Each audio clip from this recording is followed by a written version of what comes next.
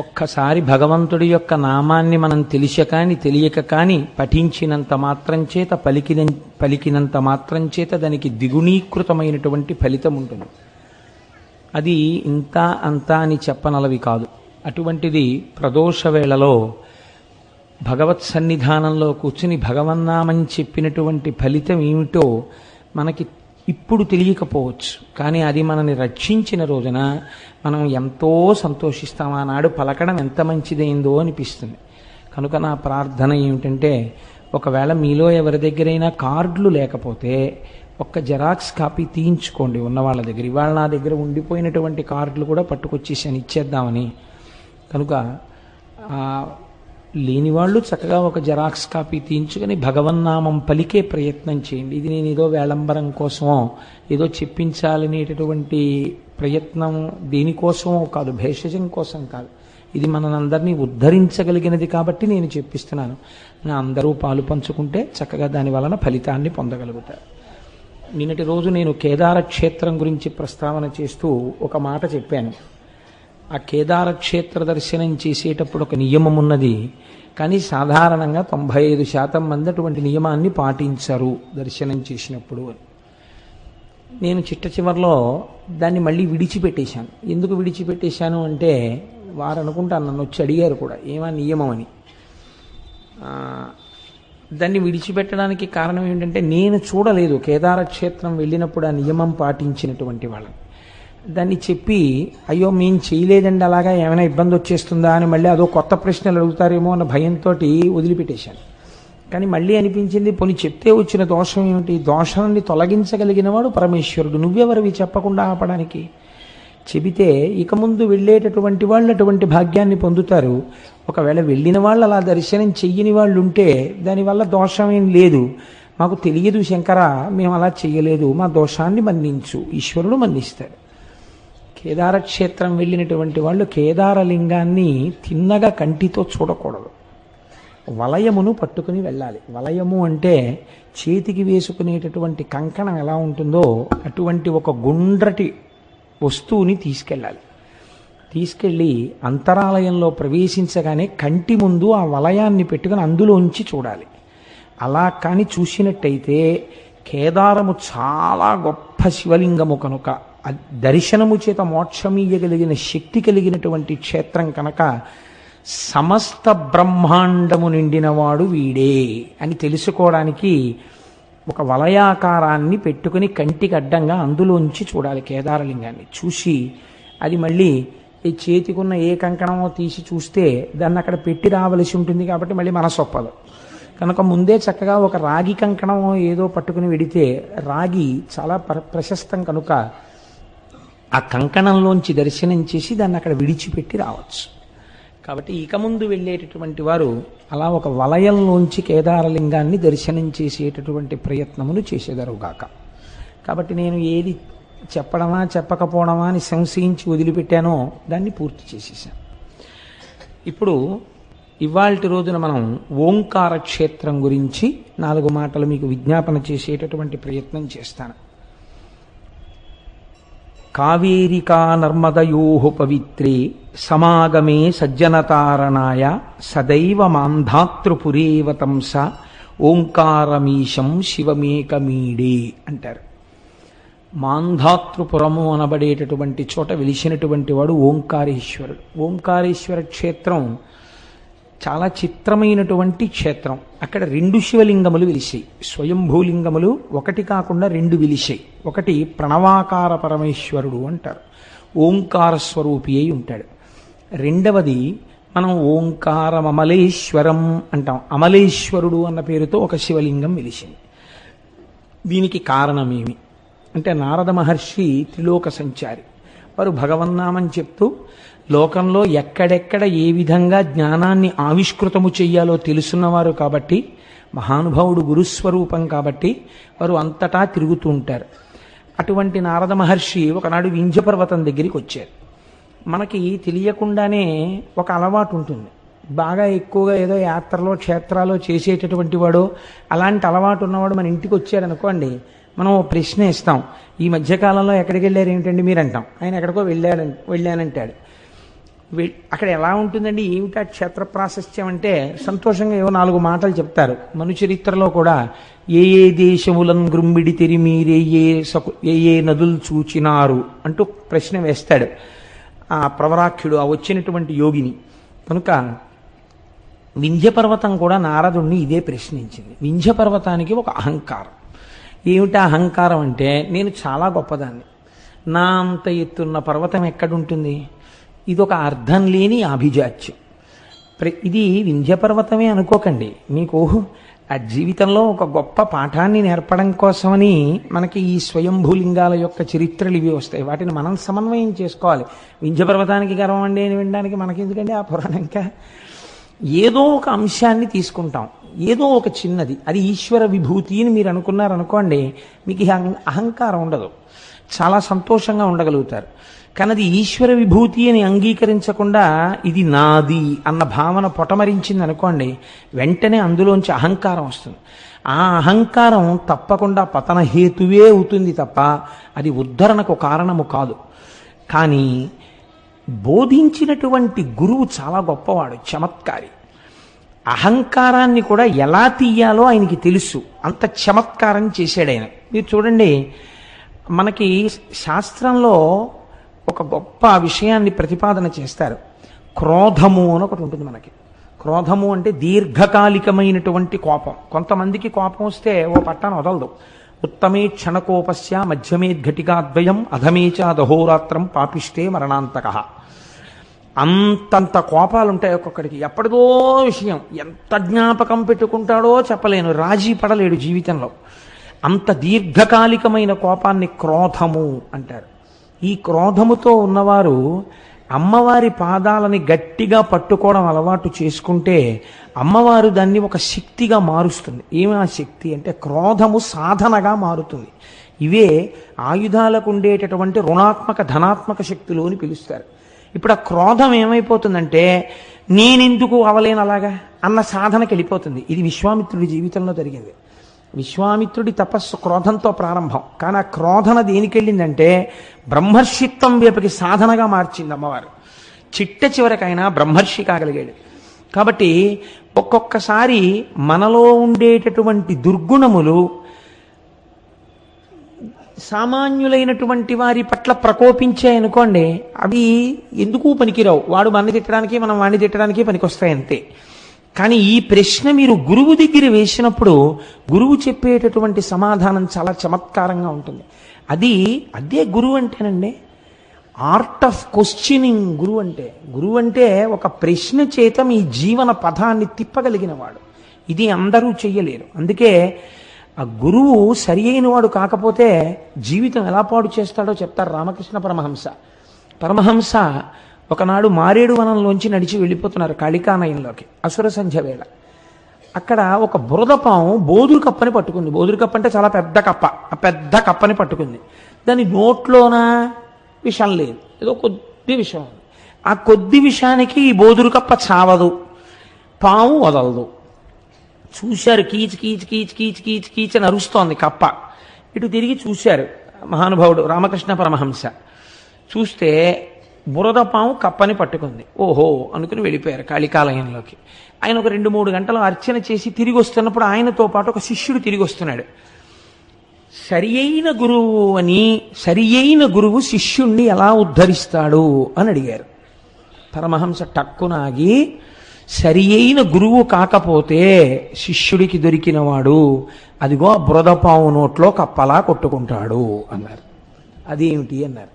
ఆ పాము పట్టుకుని 2:30 గంటలైంది. వదులుతుందా? వదలదు. పోనా శిష్యుణ్ణి పోనిస్తాడా? ఫోన్లు చేసి వాడిని రా రా అని పీకు తింటాడు. ఏం చేస్తాడో అని భయం, వెళ్ళకపోతే ఏ శాపాలు ఎడతాడో అని. కాబట్టి పెడతాడు. పోనీ ఏమైనా జీవితం ఉద్ధరింపబడే మార్గం ఏమైనా నేర్పుతాడా? నేర్పడు. సంపేయుడు, వదలడు, బురదపాము పట్టుకున్నట్టు ఉంటుంది. ఇదే త్రాచుపాం అయితే ఎప్పుడూ చచ్చిపోయి ఉండేది ఆ కప్ప. అంటే పునర్జన్మని పొంది ఉండేది, వేరొక జీవితాన్ని ప్రారంభించి ఉండేది. గురువు సరి అయిన వాడు కాకపోతే శిష్యుడి జీవితం ఇలా ఉంటుందన్నారు పరమహంస. అంటే ఆ శిష్యుడికి అర్థమైపోయిందంటే ఎటువంటి గురువుని పట్టుకోవాలి. ఒక్క ప్రశ్న చాలండి.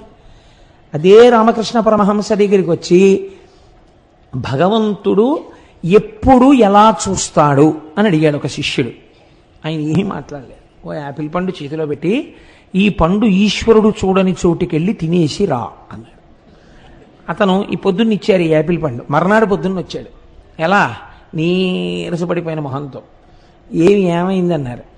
భగవంతుడు చూడని ప్రదేశం నాకు కనపడలేదు, యాపిల్ పండు తినలేకపోయాను అన్నాడు.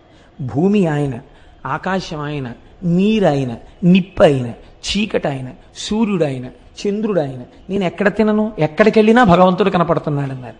అంటే ఇప్పుడు అంతటా భగవంతుడు ఉన్నాడని నీకు అర్థమైపోయిందా అన్నారు. అర్థమైపోయింది అన్నారు. కాబట్టి నీకేం ప్రబోధం అక్కర్లేదు, వెళ్ళిరా అన్నారు.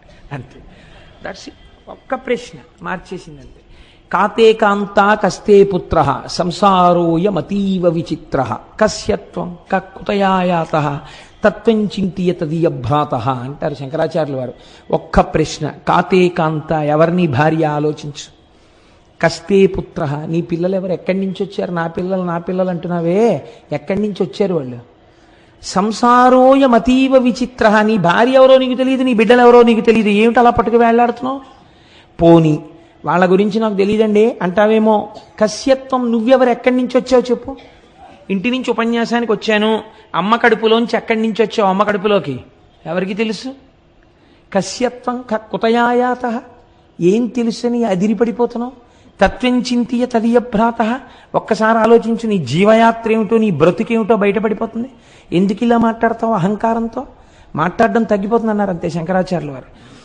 గురువు అంటే అద్భుతముగా మాట్లాడగలిగినవాడు.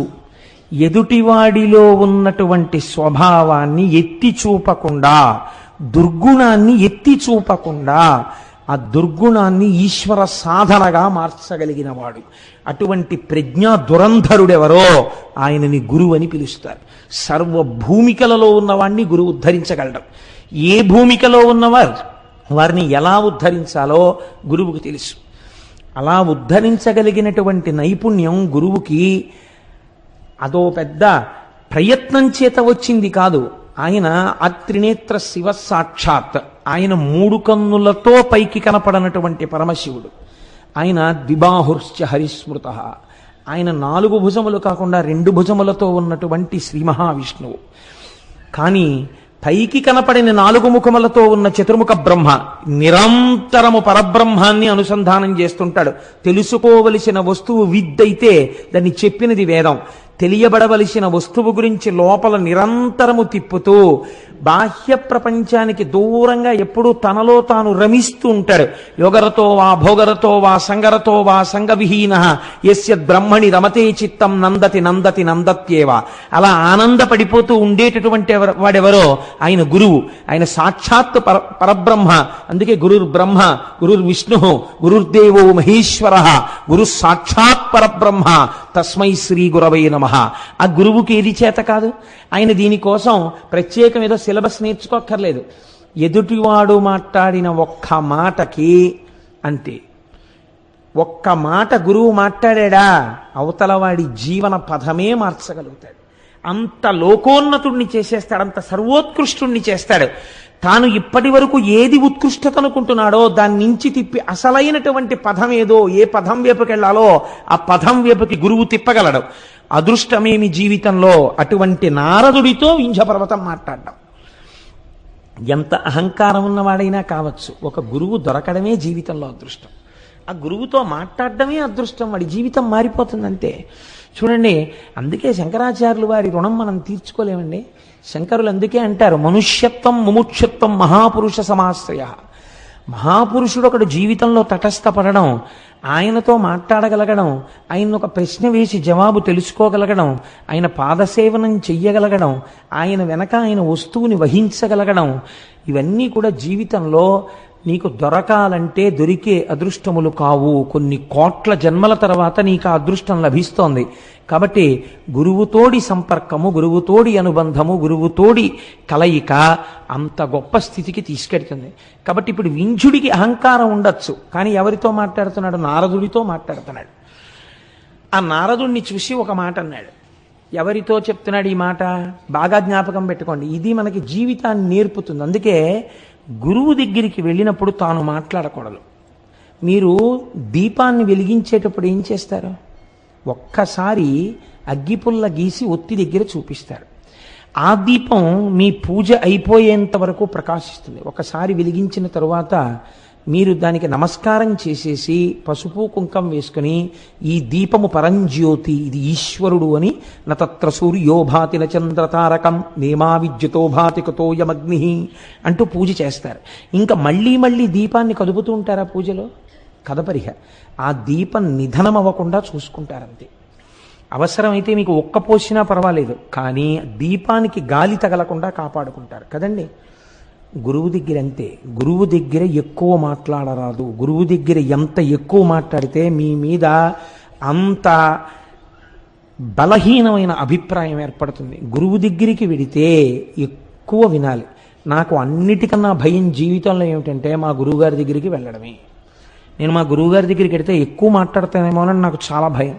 స్కూటర్ ఎక్కే ముందు 1-10 మార్లు నువ్వు గురువుగారి దర్శనానికి వెడుతున్నావు, ఎక్కువ మాట్లాడకు, నీకు అలవాటు అయిపోయింది ఈ ప్రసంగాలు చేయడం. గభాల గురుగారు ఏదో శివ అంటే నువ్వు అక్కడి నుంచి శివాష్టోత్రం అనకు, నువ్వు నోరు మూసుకు కూర్చో, ఆయన మాట్లాడింది నువ్వు వినంతే అని నన్ను నేను 10 మార్లు హెచ్చరిక చేసుకుని గురువుగారి దగ్గరికి వెడతాను. గురువుగారి దగ్గరికి వెళ్ళినప్పుడు దీపం వెలిగించినట్టు ఉండాలి. ఒక్క ప్రశ్న అంతే చాలు. వారికి తెలుసు, వారి దాంట్లోంచి ఇంకా గంగా ప్రవాహం, వారు ఎన్నైనా మాట్లాడతారు. నువ్వు చెయ్యవలసింది ఆ దీపపు వెలుగులో నువ్వు ప్రకాశించు చాలు. నువ్వు వినంతే. నువ్వు వెర్రి ప్రశ్నలన్నీ మొదలెట్టకు, అక్కడ కూర్చో అంతే చాలు. వారు నిన్ను నడిపిస్తారు, వారు నిన్ను ఉద్దీపింపచేస్తారు.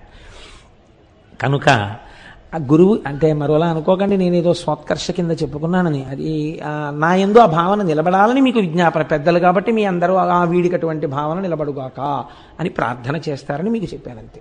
అంతేగాని నేనేదో చాలా గొప్పవాడిని, ఇంత సాధన చేస్తున్నానని స్వోత్కర్షకి చెప్పుకోవడానికి నేను చెప్పిన వాడను కాదు, నా బలహీనతగా చెప్పానంతే. కాబట్టి నారదుణ్ణి చూసి వింధ్యపర్వతం తన అహంకారాన్ని బయటపెట్టింది. ఏమని చూశారా? ప్రపంచంలో అనేకమైన పర్వతాలు ఉన్నాయి, నా వంటి పర్వతం ఎక్కడుంటుంది? అనేకమైనటువంటి ధాతువులతో ఇంతెత్తున పెరిగి ఆకాశాన్ని చుంబిస్తూ అనేకమైనటువంటి శిఖరములతో అనేకమైన జంతువులకు ఆలవాలమై నా దగ్గర ఎన్నో పర్వతాలు పెరుగుతుండగా, ఎన్నో నదులు ప్రవహిస్తుండగా, ఎందరో కూర్చుని తపస్సులు చేసుకుంటుండగా, ఎన్నో గుహలు ఏర్పడి ఉండగా, పరమ పవిత్రమై ఇంతమందికి ఆవాసమై నేను అలరారుతున్నాను. నా అంత గొప్పవాడు మీరు చూసినంతలో ఇంకొకడెవరైనా కనపడ్డాడా అని అడిగింది. అంటే ఇప్పుడు అసలు నిజానికి వింధ్యుడు ఎవరికి నమస్కారం చేయాలి? చూడగానే నారదుడికి నమస్కారం చేయాలి. ఆయన కన్నా జ్ఞాని ఎవరున్నారు? ఆయనకి నమస్కరించడం కాదు, తన గొప్ప చెప్తోంది. చెప్తే గురువు అంటే ఇది. ఎంత మర్యాదగా మాట్లాడాడో చూడండి. ఆయన అన్నాడు, ఓహో చాలా బాగుందో, చాలా గొప్ప మాట చెప్పావు, కానీ నేను నీకొక్క మాట చెప్పనా? అదే కదా నేను అడుగుతున్నది. నా అంత గొప్పవాడు ఉన్నాడు ఆ లోకంలో ఎక్కడైనా? చెప్పండి నాలాంటి పర్వతం ఉంటే అని. ఎడుగంగా మౌనివరుడల్లన నవ్వి ధరాధరేంద్ర నీకెనయ్యకు పర్వతంబు కలదే ఒకటి జగమందు ఎందునైనను వినుమా హిరణ్యకరి జ్ఞప్తికి వచ్చే నవగ్రహంబులా ఘనగిరికిన్ ప్రదక్షిణముగా నడుచున్ బలుమటలేటికి. చాలా గొప్ప ప్రశ్న అడిగావయ్యా. ముందే చీనోర్మయ్ ఏటా మాటలు, నేను గొప్పవాడిని అంటే ఏంటి, అలా మాట్లాడకూడదు అన్నారు అనుకోండి. అహంకారంతో ఉన్నాడు, ఎంతకైనా తెగిస్తాడు, చేయరాని దుశ్చేష్టితమును చేసి ఇంకా అధపతనానికి వెళ్ళిపోతాడు. కాబట్టి ఇప్పుడు అలా మాట్లాడకూడదు. ఎంత అందంగా మాట్లాడాడో చూడండి, నవ్వు నవ్వాడు. అని ఎడుగంగ మౌనివరుడల్లన నవ్వి, చక్కగా ఓ చిన్న నవ్వు నవ్వి, ధరాధరేంద్ర ఓ పర్వతమా నిజమేనోయ్ నీకెనయ్యగు పర్వతంబు కలదే. అయ్య బాబోయ్ ఎట్లాంటి ప్రశ్న అడిగావు? నీతో సమానమైన పర్వతం ఏదైనా ఉందా అని ఆలోచించినా నేను. నీకన్నా గొప్పదాన్ని వాటి పక్కన పెట్టబోయ్. నీతో సమానమైన పర్వతం ఎక్కడుంటుంది ప్రపంచంలో? ఇలా అంటే అవతలవాడు వినడం మొదలెడతాడు. ముందు అవతలవాడిని వినేటట్టు చెయ్యాలి గురువు, ఇది మొదటి లక్షణం. అంతేకాని అవతలవాడు వినకుండా విముఖుడయ్యేటట్టు చేశాడు అనుకోండి, అసలు వాడు వినడు, తనేం ఉద్ధరిస్తాడు? తను అవతలవాడు వినేటట్టు చెయ్యాలి. కాబట్టి అవతలవాడి యందు ఏ గుణము తాను ప్రస్తావన చేస్తే వింటాడో అది ప్రస్తావన చేసి వినేటట్టు చేశాడు. ఎవరుంటారయా నీతో సమానమైన వాడు? ఒకటి జగమందు ఎందునైనను, అబ్బెబ్బెబ్బే నీతో సమానమైన వాడు ఎక్కడున్నాడయా అన్నట్లో గుర్తొచ్చింది. వినుము ఆ హిరణ్యగరి జ్ఞప్తికి వచ్చే, అప్పుడే జ్ఞాపకం వచ్చినట్టు మాట్లాడుతున్నాడు. నాకు నువ్వు అలా అంటే గుర్తొచ్చింది, మేరు పర్వతం ఉందయోయ్ గొప్పది అన్నాడు. ఎందుకు గొప్పది? ఇప్పుడు నేనే అనుకుని సంతోషంగా ఉన్నాడు. ఆ జ్ఞప్తికి వచ్చే హేమపర్వతం ఒక్కటి కలిగే ఒక బంగారు పర్వతం ఒకటి ఉంది, అదే మేరు పర్వతం. ఏమిటండి దాని గొప్ప అన్నట్టుగా వింటున్నవాడు ఏం చేస్తాడు? ఎందుకండి అని అడగనివ్వడు గురువు. అన్నాడు, భృకుటి ముడి వేశాడంతే వింధ్యపర్వతం. వెయ్యగానే కారణం చెప్తున్నాడు. నీకు లేదని చెప్పడు, వాడికి ఉందని చెప్పాడు. ఏది చెప్పాడు? నీకన్నా ఐశ్వర్యం ఎక్కువ ఉంది, నీకన్నా ఎన్ఎస్సి సర్టిఫికెట్లు ఉన్నాయి, నీకన్నా ఫిక్స్డ్ డిపాజిట్లు ఉన్నాయని చెప్తే గురువు ఏమిటి? వాడికి ఏమున్నాయో తెలుసుకోవడానికి ఆ గురువు గారు. వాడికి ఎంత ఐశ్వర్యం ఉంటే వీడికి ఎందుకు? ఎన్నడూ తనతో సంబంధమున్న వారి ఐశ్వర్యమును గురించిన ఆలోచన గురువుకుండా రాదు. ఆయనకి ఎంత ఉన్నా ఆయన ఇంకా ఉన్నతిలోకి రావాలను ఆశీర్వచనం చెయ్యండి. అవతల వారి ఐశ్వర్యం గురించి నీకెందుకు? నువ్వు గురువు అయితే వాళ్ళ ఆధ్యాత్మిక ఉన్నతి గురించి ఆలోచించు. వాళ్ళని నువ్వు ఎంత బాగా వృద్ధిలోకి తీసుకొద్దామని ఆలోచించు. అంతవరకు ఐశ్వర్య సంబంధం నీకేమిటి మధ్యలో అసలు? కాబట్టి ఇప్పుడు ఆయన అన్నాడు, నీకన్నా ఎందులో గొప్పదో తెలుసా మేరు పర్వతం? నవగ్రహంబులా ఘనగిరికిన్ ప్రదక్షిణమిగా నడుచున్ పలు మాటలేటికిన్. నవగ్రహాలు ఆకాశంలో తిరుగుతున్నప్పుడు ప్రపంచంలో నవగ్రహాలకి అందరూ నమస్కారం చేస్తారు. అవే కదా సుఖదుఖాలు నిర్ణయిస్తాయి.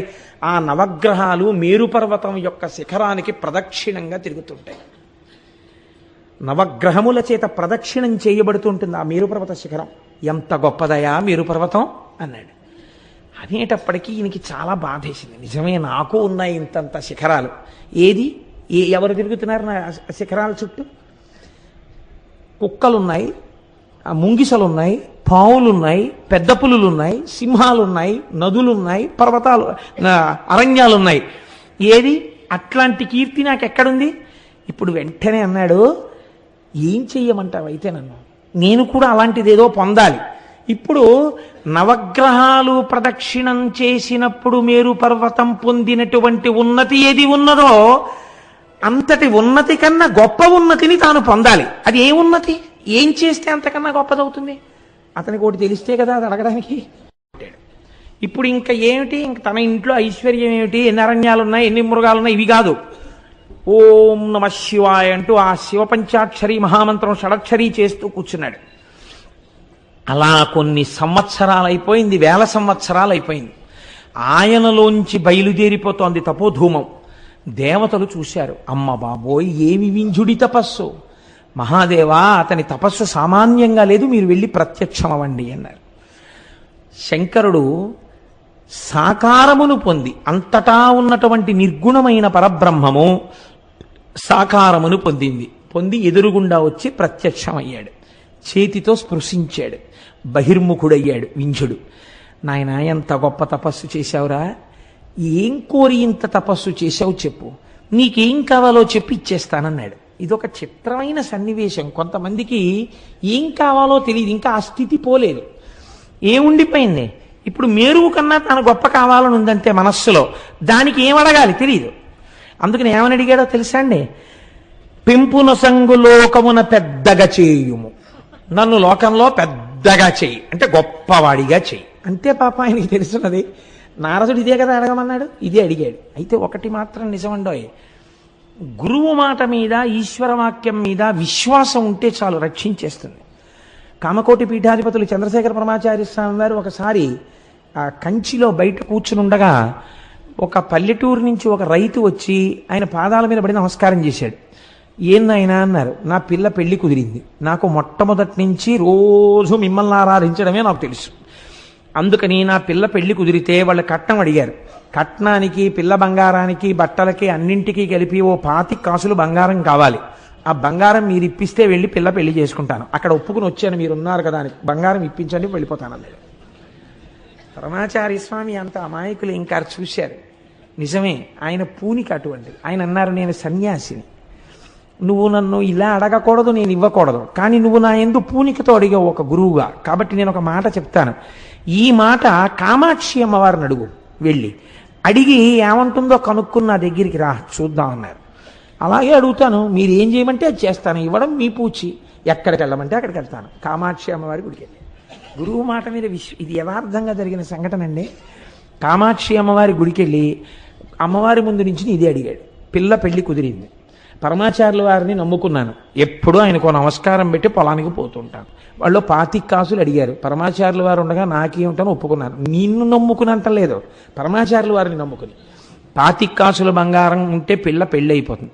ఆయన దగ్గరికి వెళ్ళాను, నీ దగ్గరికి వెళ్ళి చెప్పి రమ్మన్నారు, నీకు చెప్తున్నాను, నీకు చెప్పాను, గురువుగారి దగ్గరికి వెడతాను, ఆయన డబ్బు ఇచ్చేట్టు చూడు. వెళ్ళిపోయాడు. ఇప్పుడు మళ్ళీ వచ్చాడు. వచ్చేటప్పటికి పరమాచార్య స్వామి మళ్ళీ అక్కడే కూర్చుని ఉన్నారు. ఈయన వచ్చాడు. వచ్చేటప్పటికి ఎక్కడి నుంచో జమీందారు గారు వచ్చారు. అయ్యా, ఎప్పటి నుంచో పరమాచార్య నాదొక్క కోరిక, మీరు దేనికి విచ్చించండి, నాకు అనవసరం, మీకు ఒక్క 25 బంగారు కాసులు సమర్పించుకోవాలనుంది, వచ్చానని సంచిలోంచి తీసి 25 బంగారు కాసులు పోశాడు. ఇట్నుంచి ఆ పల్లెటూరు ఆయన వచ్చాడు. మీరు వెళ్ళమన్నారు, అమ్మకి చెప్పాను, వచ్చాను, మీరు ఇస్తేనే బయలుదేరుతాను, పెళ్లి పనులు ఉన్నాయన్నారు. పరమాచార్య ఓ నవ్వు నవ్వి ఊపటి తీసుకుంటా. గురువులంటే ఎలా ఉంటారో చూడండి. నాకు అందుకే పరమాచార్య అంటే మా ప్రాణం. ఎందుకంటే ఉపాసన ఈ లోకానికి తెలియచేసి జగద్గురువులై నడిచిన మహానుభావుడు. అటువంటి వారిని పొగడకపోతే నా నాలుగు కిందికి ఇంకా. అందుకని 1కి 10 మార్లు నేను చంద్రశేఖర పరమాచార్య స్వామి వారిని, రమణ మహర్షిని ప్రస్తావన చేస్తూ ఉంటాను. కాబట్టి ఇప్పుడు వింధ్య పర్వతం మాటలు కూడా అలాగే ఉంటాయి. నారదుడు ఏం చెప్పాడు? నీకు కావలసిన కోరిక ఏమిటో ఆయనకి చెప్పవయా, చాలా గొప్పవాడిని అంటే, ఏం గొప్ప నేనేం చెప్పను, ఆయన నడువు, ఏం గొప్ప ఆయన ఇస్తాడన్నాడు. అందుకని ఇప్పుడు ఆయన ఏం చేశాడు? ఇది అడిగాడు, పెంపు నొసంగులోకమున పెద్దగా చేయుము దేవా అన్నతాన్ కంపిత చిత్తుడై శివుడు కర్జమిరింగి నగేంద్రుతోడ నీ వింపుగా కోరినట్లు వరమిచ్చితి, నీవిక లోక సౌఖ్యముల్ తెంపరివై అడంపకు మదించియునర్చిన బాయునున్నతుల్. నువ్వింకా అహంకారంతో ప్రవర్తించకు, నువ్వెప్పుడు కూడా నా అంతటి వాణ్ణి నేను అని అనకు. నీకు ఏమి చెయ్యాలో నాకు అర్థమైంది, నీకే ఉపకారం చెయ్యాలో నాకు అర్థమైంది. నీకు మనస్సులో ఏమిటి గొప్పతనం అంటే శివుడి భావన. నవగ్రహాలు మేరు పర్వత శిఖరానికి ప్రదక్షిణం చేస్తున్నాయి, అందుకు కదా నీకన్నా గొప్పవాడని చెప్పాడు నారదుడు. ఈ నవగ్రహాలు నాకు కవచం, నేను వాటిని కవచంగా కట్టుకుంటూ ఉంటాను. అందుకే శివుణ్ణి నమ్మినటువంటి వాడిని మీరు జ్యోతిష్యం చూసి పరమశివభక్తుడైనటువంటి వాడికి జాతకం చెప్తే నువ్వు చెప్పిన జాతకం తప్పై కూర్చుంటుంది.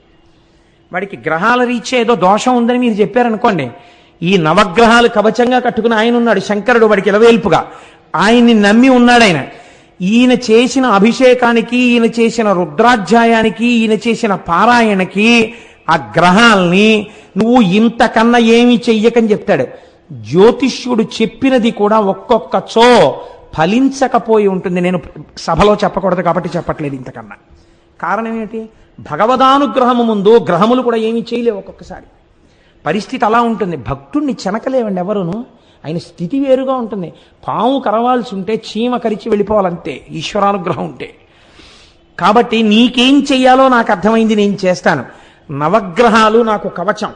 శ్రీకాళహస్తిలో కట్టు కూర్చోవట్లేదండి, నవగ్రహాలు కవచంగా కట్టుకున్నాడు.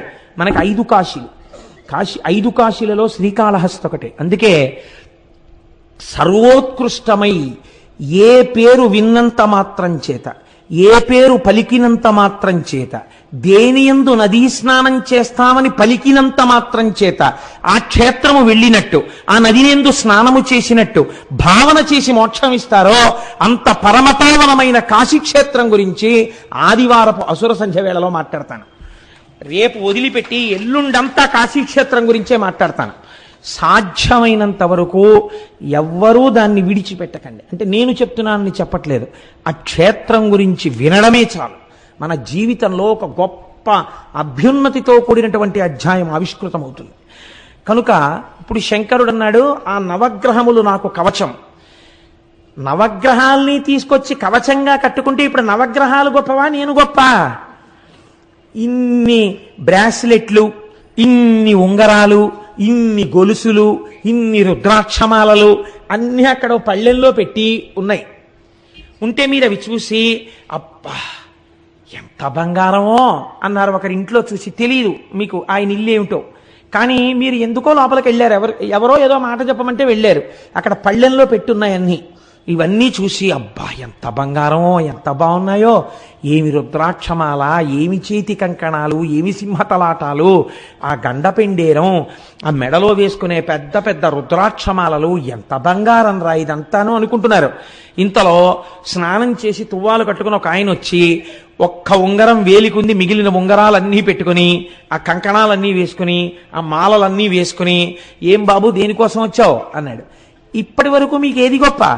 అక్కడ పళ్ళెంలో ఉన్న బంగారం గొప్ప. ఇప్పుడు మీకెవరు గొప్ప? ఇవి ఆయన వేసుకుంటున్నాడంటే ఇంకా ఆయన దగ్గర ఇలాంటివి ఎన్ని దాచి ఉంచాడో, ఎన్ని కోరికలు పుట్టినప్పుడు ఎన్ని వేసుకుంటుంటాడో. ఇప్పుడు ఆయన గొప్ప.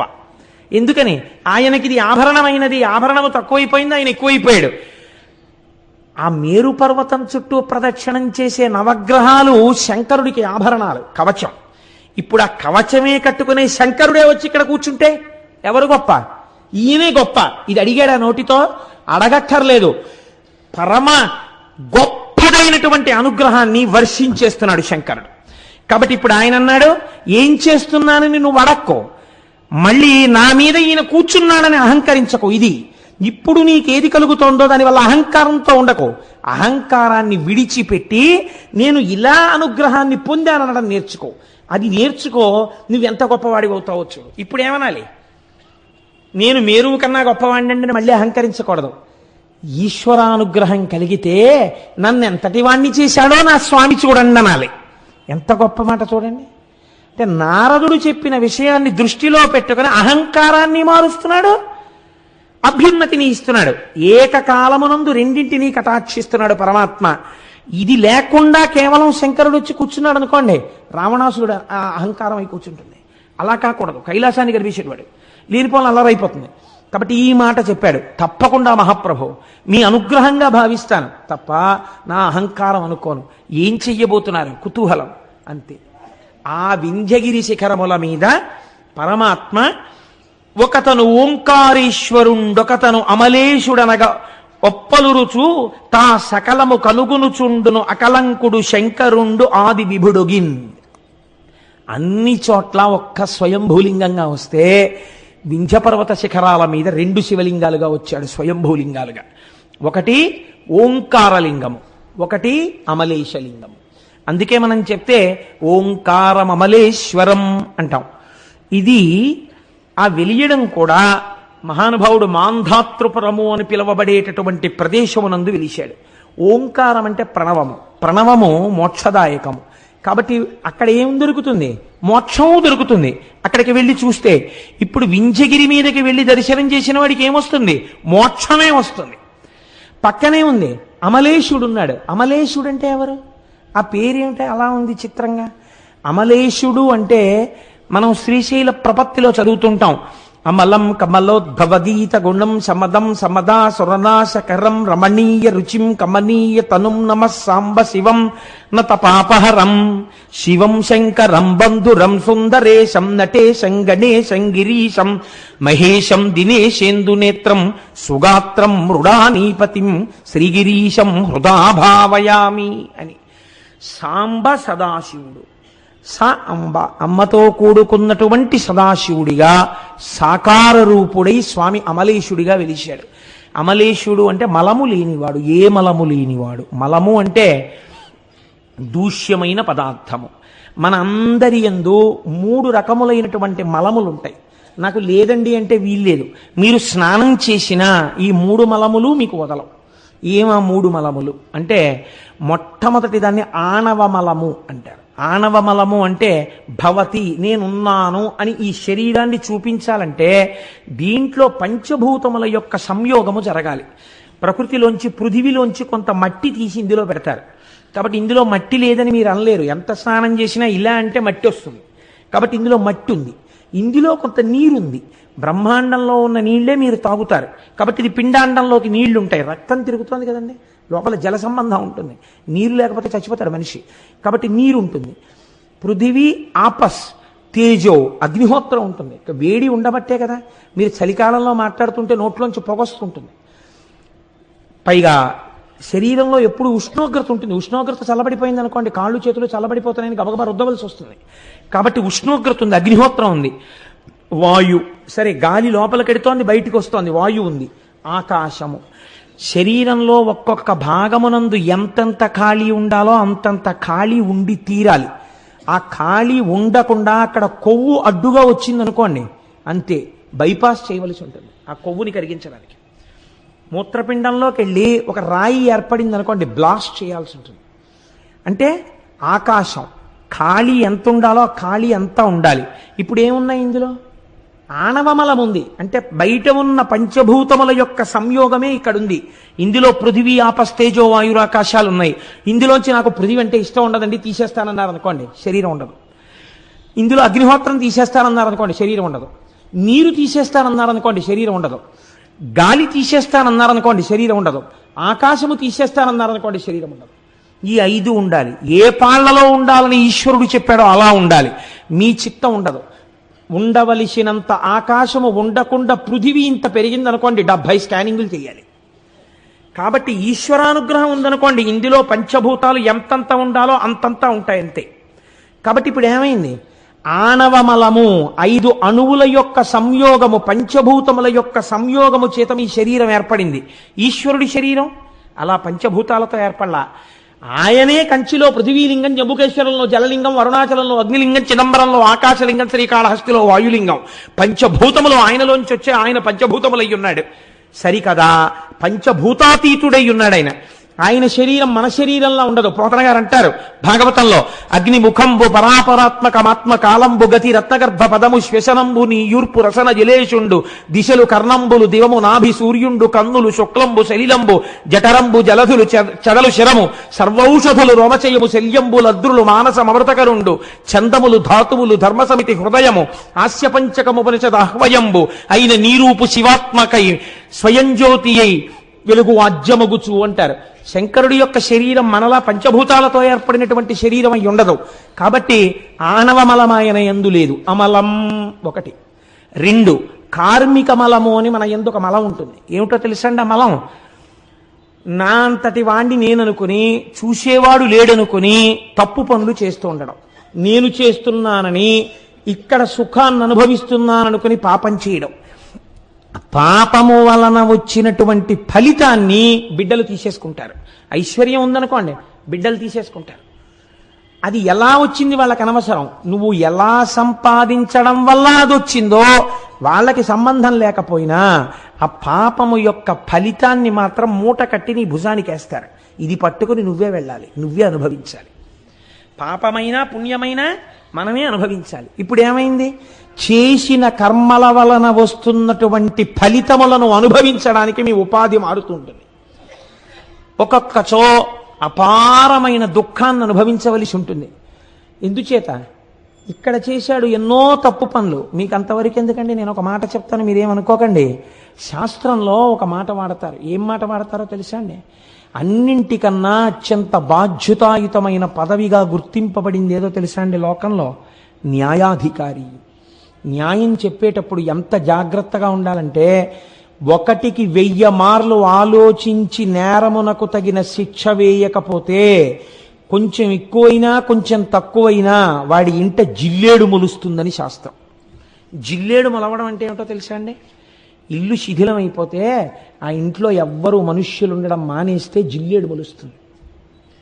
నీ ఇంట జిల్లేడు మొలవా అంటారు. నీ ఇంట జిల్లేడు మొలవా అంటే నీ ఇల్లు శిథిలమైపోవుగాక, అది ఇంకా మనుష్యులకు వాసయోగ్యం కాకుండా పోతుంది.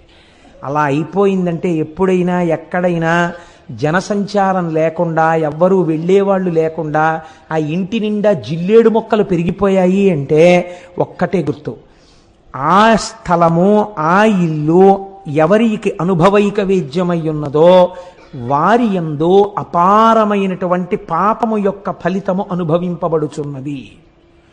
కనుక ఎంత జాగ్రత్తగా ఉండాలో మీరు ఆలోచించండి. కనుకనే మనం చేసినటువంటి కర్మల యొక్క ఫలితాన్ని మనం అనుభవిస్తూ ఉంటాం. పాపరూపంలో, పుణ్యరూపంలో చేసిన కర్మలు సుఖరూపములో, దుఃఖరూపములో మనని వెన్నాడుతుంటాయి. ఒక ఆయనకి బంగారు సంకెళ్ళు వేశారు, ఒక ఆయనకి ఇనప సంకెళ్ళు వేశారు. బంగారు సంకెళ్ళు వేసిన ఆయన, ఇనప సంకెళ్ళు వేసిన ఆయన వంక చూసి, చూడరా నన్ను బంగారు సంకెళ్లతో బంధించారని నవ్వాడు అనుకోండి, ఏమిటి ఉపయోగం? ఏ సంఖ్యలు అయితే ఏమిటి, వేశారా లేదా? బంగారు సంఖ్యలైనా నడవలేవు, ఇనప సంఖ్యలైనా నడవలేవు. పుణ్య ఫలితము అంతే, పాప ఫలితము అంతే. ఈ రెండిటిని తీసేయగలిగితే సున్నా అయిపోతే మోక్షం. కనుకనే జ్ఞానాగ్నిదగ్ధ కర్మాణం తాను చేసి ఉమామహేశ్వరార్పణమస్తు విడిచిపెట్టేస్తాడు ఇహ తనతనడు. కాబట్టి ఇప్పుడు ఎంత చిత్రమో చూడండి. కార్మిక మలము మన యందుంది. మనం చేసిన కర్మల యొక్క ఫలితమును అనుభవించడానికి ఓ శరీరం ఉండాలి. ఇది లేకపోతే సుఖదుఖాలు ఎలా అనుభవిస్తారు మీరు? దీనికో దెబ్బ తగిలింది అనుకోండి ఏడవాలి, దీనికో పరిచయం పట్టింది అనుకోండి ఏడవాలి, దీనికి దగ్గు వచ్చింది అనుకోండి ఏడవాలి, దీనికి జ్వరం వస్తే ఏడవాలి, దీనికి ఏదో ఏసీ పెట్టుకుని అందులో పడుకున్నాం అనుకోండి సంతోషించాలి. సుఖం అనుభవించాలన్నా దుఃఖం అనుభవించాలన్నా ఇది ఉండాలి. దీనికి కొంతమంది బంధువులు ఉండాలి, వాళ్ళు సుఖపడితే ఇది సుఖపడాలి. అందుకని సుఖ దుఃఖములకు ఇది ఉపకరణము. కాబట్టి కార్మిక మలముతో కూడి శరీరం ఉన్నది సూక్ష్మాంశతో. దీనితో మీరు సుఖ దుఃఖాలను అనుభవిస్తున్నారు. మూడవది మాయిక మలము. ఏమిటి మాయా? మమ మాయా దురత్యయ అంటాడు భగవానుడు భగవద్గీతలో. మాయ కమ్మి ఉన్న వస్తువు కనపడకుండా ఉన్న వస్తువుకి బదులు లేని వస్తువు కనపడుతూ ఉంటుంది. యథార్థమునకు అది లేదు, కానీ అది ఉన్నట్టు కనపడుతుంది. ఏది ఉన్నట్టు కనపడి లేదో, ఏది లేకపోయినా ఉన్నట్టు కనపడుతోందో, దానివల్ల అసలు ఉన్న వస్తువు కనపడకుండా పోయిందో దాన్ని మాయా అంటారు. మీరు చూడండి, ప్రమాదము అని ఒకటి జరుగుతూ ఉంటుంది. పొగమంచు బాగా పడిపోయి ఉందనుకోండి, లేదా మంచి పొగమంచు పడిపోయి ఉంటే అది అడ్డంగా దట్టంగా తెరలా పట్టేస్తుంది. మీరు అందులో వెడుతున్నప్పుడు ప్రమాదం ఏమిటంటే అది మీరు వెడుతున్నటువంటి వాహనపు అద్దాన్ని కూడా పట్టేస్తుంది. ఇప్పుడు మీకు ఎదురుగుండా ఉన్న వస్తువు కనపడదు. కనపడకపోవడం వల్ల మీరు ఏం చేస్తారు? ఎదురుగుండా మీకు అడ్డంగా ఉండి ప్రమాదకరమైన వస్తువు లేదన్నట్టు కనపడుతుంది కాబట్టి వెళ్ళి దాన్ని గుద్దుతారు. ప్రాణ సంకటం వస్తుంది. ఉన్న వస్తువు లేనట్టు మంచు ఉన్నదా? సూర్యుడు వస్తే కరిగిపోయింది, దానికి శాశ్వతత్వం లేదు. లేని వస్తువు ఉన్నట్టు కనపడి ప్రమాదం తెస్తోంది. అలా మాయ మిమ్మల్ని ఈ జీవితంలో అలా తిప్పుతూనే ఉంటుంది. ఈ మాయిక మలమునందు మనం పడి ఉన్నాం. అందుకే చూడండి, మలమునందు పడిపోయినటువంటి పురుగు అక్కడే పెరుగుతుంది, అక్కడే తింటుంది, అక్కడే గుడ్లు పెడుతుంది, అక్కడే పిల్లలు పెరుగుతాయి, అక్కడే లేస్తుంది, అక్కడే జీవనం చేస్తుంది, అక్కడే చచ్చిపోతుంది. అలా మనం ఈ మాయిక మలంలోనే పుడుతున్నాం, మాయిక మలంలోనే పెరుగుతున్నాం, మాయిక మలంలోనే ఉంటున్నాం, మాయిక మలంలో చచ్చిపోతున్నాం. కాబట్టి 3 మలములు మనకున్నాయి. ఈశ్వరుడికో ఈ 3 మలములకు ఆయన అతీతుడు. కాబట్టి ఇప్పుడు మీరు ఎవరిని వెళ్ళి చూస్తున్నారు? అక్కడికి వెళ్ళినప్పుడు ఎవడు మీకు ఈ 3 మలములకు అతీతమైన స్థితిని ఇవ్వగలడో, తానే స్థితిలో ఉన్నాడో ఆ స్థితికి మిమ్మల్ని ఎత్తగలిగిన వాడు ఓంకారేశ్వరుడు. ఈ 3 మలములకు అతీతుడు కనుక మీకు ఏది కావాలో అది ఇవ్వగలిగినటువంటి వాడు. అక్కడికి వెళ్ళి మీరు మోక్షం అడగలేదు, కానీ ఏదో కోరిక అడిగారు, ఆ కోరిక ఇవ్వగలడు. ఎందుకు ఇవ్వగలడు? మీకు ఏ 3 బాధ పెడతాయో 3 తనకి లేనివాడు, అంటే నిరంతర ఆనంద స్వరూపుడు కనుక మీరు అడిగినది ఏదైనా ఆయన మీకు ఇవ్వగలడు. అటువంటి వాడు కనుక ఇప్పుడు ఆయన అమలేశ్వరుడిగా ఉన్నాడు, ఓంకారేశ్వరుడిగా ఉన్నాడు. ఇద్దరిగా అక్కడ వెలిసి శంకరుడు శం కరోతీతి శంకర నిరంతరము జనులకు శుభములను చేస్తూ ఆ కొండ మీద వెలిసి ఉన్నాడు. ఇలా వెలిసినటువంటి అమలేశ్వరుణ్ణి శంకర భగవత్పాదులు ఒక అద్భుతమైనటువంటి ఆ శ్లోకంతో ఆరాధన చేస్తారు. మనం ఆ అమలేశ్వర లింగాన్ని చూసినప్పుడు మనస్సుతో తెచ్చుకోవాలి దాన్ని. అది విచిత్రం. మీరు అక్కడికి వెళ్ళి అమలేశ్వరలింగం అక్కడ ఉందండి అని ఇక్కడికి వచ్చేయడం కాదు. అమలేశ్వరలింగాన్ని ఓంకారేశ్వరలింగాన్ని అక్కడ కళ్ళతో చూసి తత్వ విచారణ రీత్యా రెండిటిని లోపలికి తెచ్చేసుకోవాలి. తెచ్చేసుకుని మీతో పాటు తెచ్చుకోవాలి. అవి ఎలా తెచ్చుకోవాలి అంటే శంకరులు ఒక అద్భుతమైన మాట అంటారు. ఆకాశశ్చికురాయతే దశ దిశా భోగోదుకూలాయతే సీతాంశు ప్రసవాయతే స్థిరతరానందస్వరూపాయతే వేదాంతో నిలయాయతే సువినయో యస్య స్వభావాయతే తస్మిన్ మే హృదయం సుఖేన రమతాం సాంబే పరబ్రహ్మణి అంటారు. సాంబే అంటే అంబా, అమ్మతో కూడుకున్న అయ్యా, ఓ శంకర పరబ్రహ్మణి, నీవు పరబ్రహ్మమువు. ఎందుకని? అమలేశ్వరుడవు, 3 మలములకు అతీతమై ఉన్నవాడవు. అటువంటి సాంబే, నిన్ను నేను ఎలా చూస్తున్నానో తెలుసా? ఇక్కడ నువ్వు లింగంగా కనపడుతున్నావు, కానీ నేను ఇక్కడ నిన్ను ఎలా చూస్తున్నానో తెలుసా? మూడు మలములకు అతీతమైన వాడు సాకారముగా కనపడాలంటే మరి ఎలా కనపడతాడు? అప్పుడు ఆయనలో రక్తం మాంసం ఎముకలు ఉండవా? మీకు ఎలా కనపడాలి ఆయన? ఇక్కడ చూడ్డానికి మళ్ళీ ఆయనకు కూడా చర్మం ఉన్నట్టు, ఆయనకు కూడా రక్తం ఉన్నట్టు, ఆయనకు కూడా మాంసం ఉన్నట్టు చూస్తే మరి మలాతీతుడు ఎలా అయ్యాడు? ఆయన అమలేశ్వరుడు ఎలా అయ్యాడు? ఎలా చూసి ఇంటికి తెచ్చుకోవాలో శంకరాచార్యులు వారు చెప్తున్నారు. ఒక గురువు వల్ల కదా వచ్చింది ఆ స్వరూపం. వేరొక గురువు మీకు తెచ్చుకోవడం నేర్పాలి, మిమ్మల్ని వింధ్యపర్వతం చెయ్యాలి. కాబట్టి శంకరులు ఎంత అందంగా చెప్తున్నారో చూడండి. ఆకాశశ్చికురాయతే, ఈశ్వర నీవు నా ఇంటికి వచ్చినప్పుడు, నాతో వచ్చేసినప్పుడు ఎక్కడున్నావో తెలుసా? నీవు ఆకాశ స్వరూపుడవై ఉన్నావు. నాలో ఆకాశం ఉంది కదండి, నాలో కూడా జాగా ఉందిగా, అంతటా ఉందిగా ఆకాశం. కాబట్టి అంతటా ప్రకాశిస్తున్నటువంటి ఆకాశ స్వరూపుడమైనటువంటి వాడా ఇప్పుడు చర్మం ఉందా, మాంసం ఉందా? ఆకాశ స్వరూపంతో ఉన్నాడు, అంతటా ఉన్నాడు, ఇక్కడ ఉన్నాడు. దశ దిశా భోగోదుకూలాయతే. బాగుందండి, మీరు చెప్పింది బాగుంది, కానీ మరి అలా అంత పెద్ద ఆకాశ స్వరూపుడైతే మరి మేము ఎలాగండి? ఆయనకో బట్ట కట్టుకుని రావాలి కదా మా ఇంటికి. నా వెనకాల బట్టలు కట్టుకోని వాడిని తీసుకొస్తే, ఇక్కడ బట్టలు కట్టుకోని వాడిగా కూర్చోపెట్టుకుంటే మళ్ళీ నాకు ఆయన్ని చూసినప్పుడు ఏ కాలభైరవ దర్శనంలాగా ఉంటుంది కదా. ఎలా అంటే శంకరాచార్యులు వారు అన్నారు, దశ దిశా భోగోదుకూలాయతే. వస్త్రం లేకపోవడం ఏమిటి? ఆయనకి వస్త్రం నువ్వివ్వలేవనంతే. ఆయనకి పెట్టగలిగిన వస్త్రం నేయగలిగినటువంటి సాలెవాడు ప్రపంచమునందు లేడు. ఆయనకి సహజంగా ఒక వస్త్రం ఉంది. ఏమిటో తెలుసా వస్త్రం? దిక్ అంబరుడు, దిగంబరుడు. అంటే 4 దిక్కులు, తూర్పు, పడమర, ఉత్తరం, దక్షిణం, ఈశాన్యం, ఆగ్నేయం, నైరుతి, వాయవ్యం, ఊర్ధ్వం, అధోముఖం, 10 దిక్కులు కలిపి ఆయనకి వస్త్రం అయ్యాయి. దిక్కులు అంబరముగా కట్టుకున్నాడు, వస్త్రంగా కట్టుకున్నాడు. ఇప్పుడు ఏ వస్త్రం? మామూలు వస్త్రం కట్టుకుంటే మలం అయిపోతుంది. మనం అంటే ఇప్పుడు పట్టుబట్ట కట్టుకుని పూజ చేస్తున్నాం కానండి, పట్టుబట్ట కట్టుకుని యథార్థమునకు పూజ చేయుట దూష్యము, చేయకూడదు. అందుకే మీరు చూడండి, పెద్దల ఇళ్లల్లో మడిబట్ట ఆరేసుకుంటే నూలుబట్ట ఆరేస్తారు. ఎందుకు ఆరేస్తారో తెలుసా అండి? పట్టుబట్ట కట్టుకుని పూజ చేసినటువంటి వాడికి సిద్ధించడం కొంచెం ఆలస్యం అయిపోతుంది, చాలా ఆలస్యం అవుతుంది. కారణం ఏంటంటే కొన్ని కోట్ల పట్టుపురుగులు చచ్చిపోతే అది మీకు వస్త్రమైంది. ఎన్ని కోట్ల పట్టుపురుగులు చచ్చిపోయాయో. మీరు కట్టుకున్న వస్త్రమునందు హింస ఉంది. పట్టుపురుగులోంచి దారం కావాలనుకోండి, తన ఒంటి చుట్టూ చుట్టేసుకుని దారం పడుకుంటుంది పట్టుపురుగు. ఇప్పుడు ఆ పట్టుపురుగుని చచ్చిపోకుండా తీసేయాలంటే బ్లేడ్ పెట్టి దారం కోసేయాలి. కోసేస్తే ఇంకా దారాలు పనికిరావు. కాబట్టి ఏం చేస్తారంటే ఈ పట్టుపురుగులన్నీ పట్టుకెళ్ళి మరుగునీళ్లలో పడేస్తారు. పడేస్తే ఉడికిపోతాయి ఆ కాయలు. ఉడికిపోతే పట్టుపురుగులన్నీ చచ్చిపోతాయి. చచ్చిపోయిన తర్వాత రాట్నం మీద పెట్టి దారాన్ని ఇటువైపు కట్టి ఉడుకుతారు. ఉడికితే దారం అంతా ఇటు వచ్చేస్తుంది. ఈ పట్టుపురుగులన్నీ కాయలన్నీ తీసి అవతల పారేస్తారు. వీటిని కాకులు కుక్కలు తినేస్తాయి. కాబట్టి ఇప్పుడు ఈ ఒక్క పట్టు వస్త్రం కట్టుకుంటే ఆ పట్టు వస్త్రంలో ఎన్ని కోట్ల పురుగులు చచ్చిపోయిన ఉన్నాయో నీకు తెలియదు. అందుకే పట్టు వస్త్రాన్ని పెద్దలైనటువంటి వారు, మహాపురుషులైనటువంటి వారు దూరంగా ఉంచడానికి కారణం అదే. మడిబట్ట ఆరేసుకోవడం అన్న విధానం ఎందుకు వచ్చిందో తెలుసా అండి? మళ్ళీ దీని యందు వాయుదోషం లేకుండా ఉండడం కోసమని బట్ట కట్టుకుని పూజ చేసేసుకుని ఆనాటికి ఆ బట్ట తాను పిడుచుకుంటే తనకు ఆయుర్దాయం, తన భార్య పిడిచి మడిబట్ట ఆరేస్తే ఇంటికి ఐశ్వర్యం, దాసి ఇంట్లో ఉన్నటువంటి దాసి తడిపి ఆరేస్తే సమభోగం. ఎవ్వరూ చేసేవాళ్ళు లేక పిడిచినటువంటి బట్ట మర్నాటికి కూడా కంపు కొడుతూ అలా ఉంటే ఆ ఇంట దరిద్రం. కాబట్టి బట్టని ఎలా మీరు పట్టుకుంటారన్న దాన్ని బట్టి ఇంటి ఐశ్వర్యాన్ని నిర్ణయం చేశారు. ఒకటి, తనన్నా పిడుచుకోవాలి.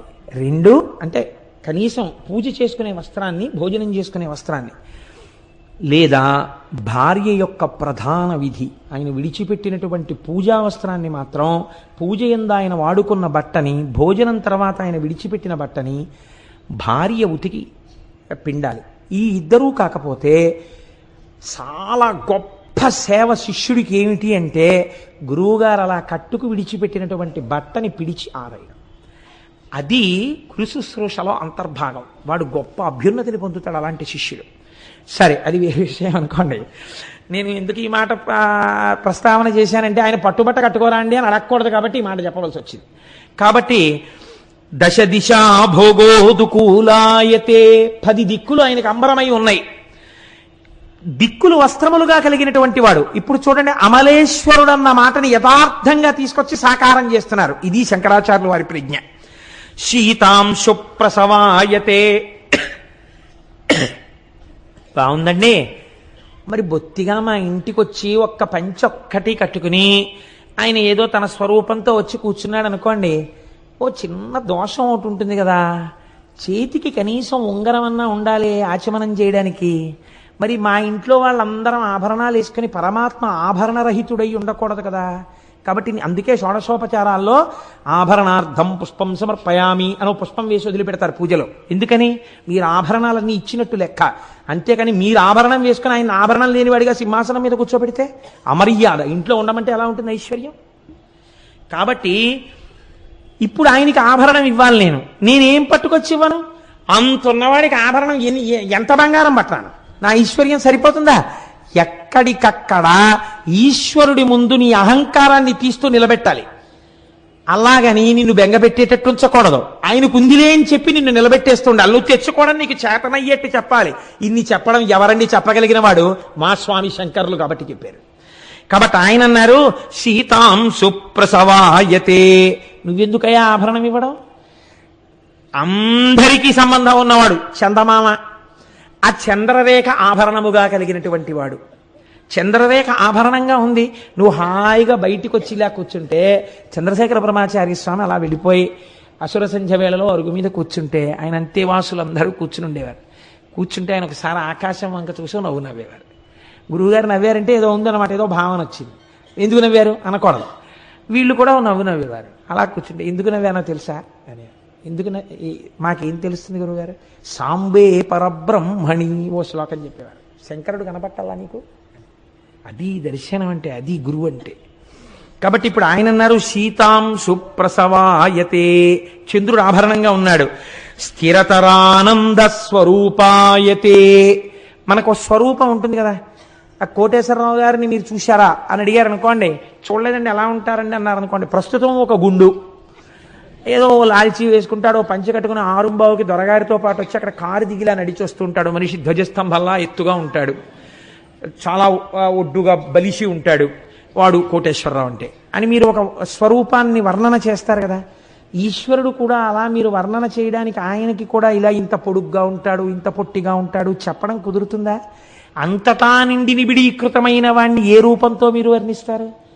శంకరాచార్యులు వారి ప్రజ్ఞ చూడండి. ఆయన అన్నారు స్థిరతరానంద స్వరూపాయతే. నీకెప్పుడో ఒక్కసారి మెరుపు మెరిసినట్టు ఇంత ఆనందం వస్తుంటుంది, అంతే వెంటనే దుఃఖం వచ్చేస్తుంటుంది ఏదో ఒకటి, లేకపోతే నా అంతవాణి నేను అంటుంటావు. అలా కాదు, ఎప్పుడూ ఆనందమే రాశీభూతమై ఉంటాడు శంకరుడు. ఎప్పుడు ఆనందం అది ఆయన స్వరూపము అన్నారు. ఏమి శ్లోకాలండి నిజంగా శంకరాచార్యులు వారివి. స్థిరతరానంద స్వరూపాయతే. బాగుందండి. ఈయన గురించి ఇంకా కొంచెం తెలుసుకోవాలంటే ఇప్పుడు మీకు ఉత్సాహం కలిగింది, ఇంకొంచెం తెలుసుకోవాలంది. ఎక్కడ తెలుసుకోవచ్చండి? వేదాంతో నిలయాయతే. వేదముల యొక్క చివర భాగములైనటువంటి ఉపనిషత్తుల యందు చెప్పబడుతూ ఉంటాడు. అది చదువుకో, నీకు బాగా తెలుస్తుంది ఆయన గురించినటువంటి జ్ఞానం. కాబట్టి వేదాంతో నిలయాయతే.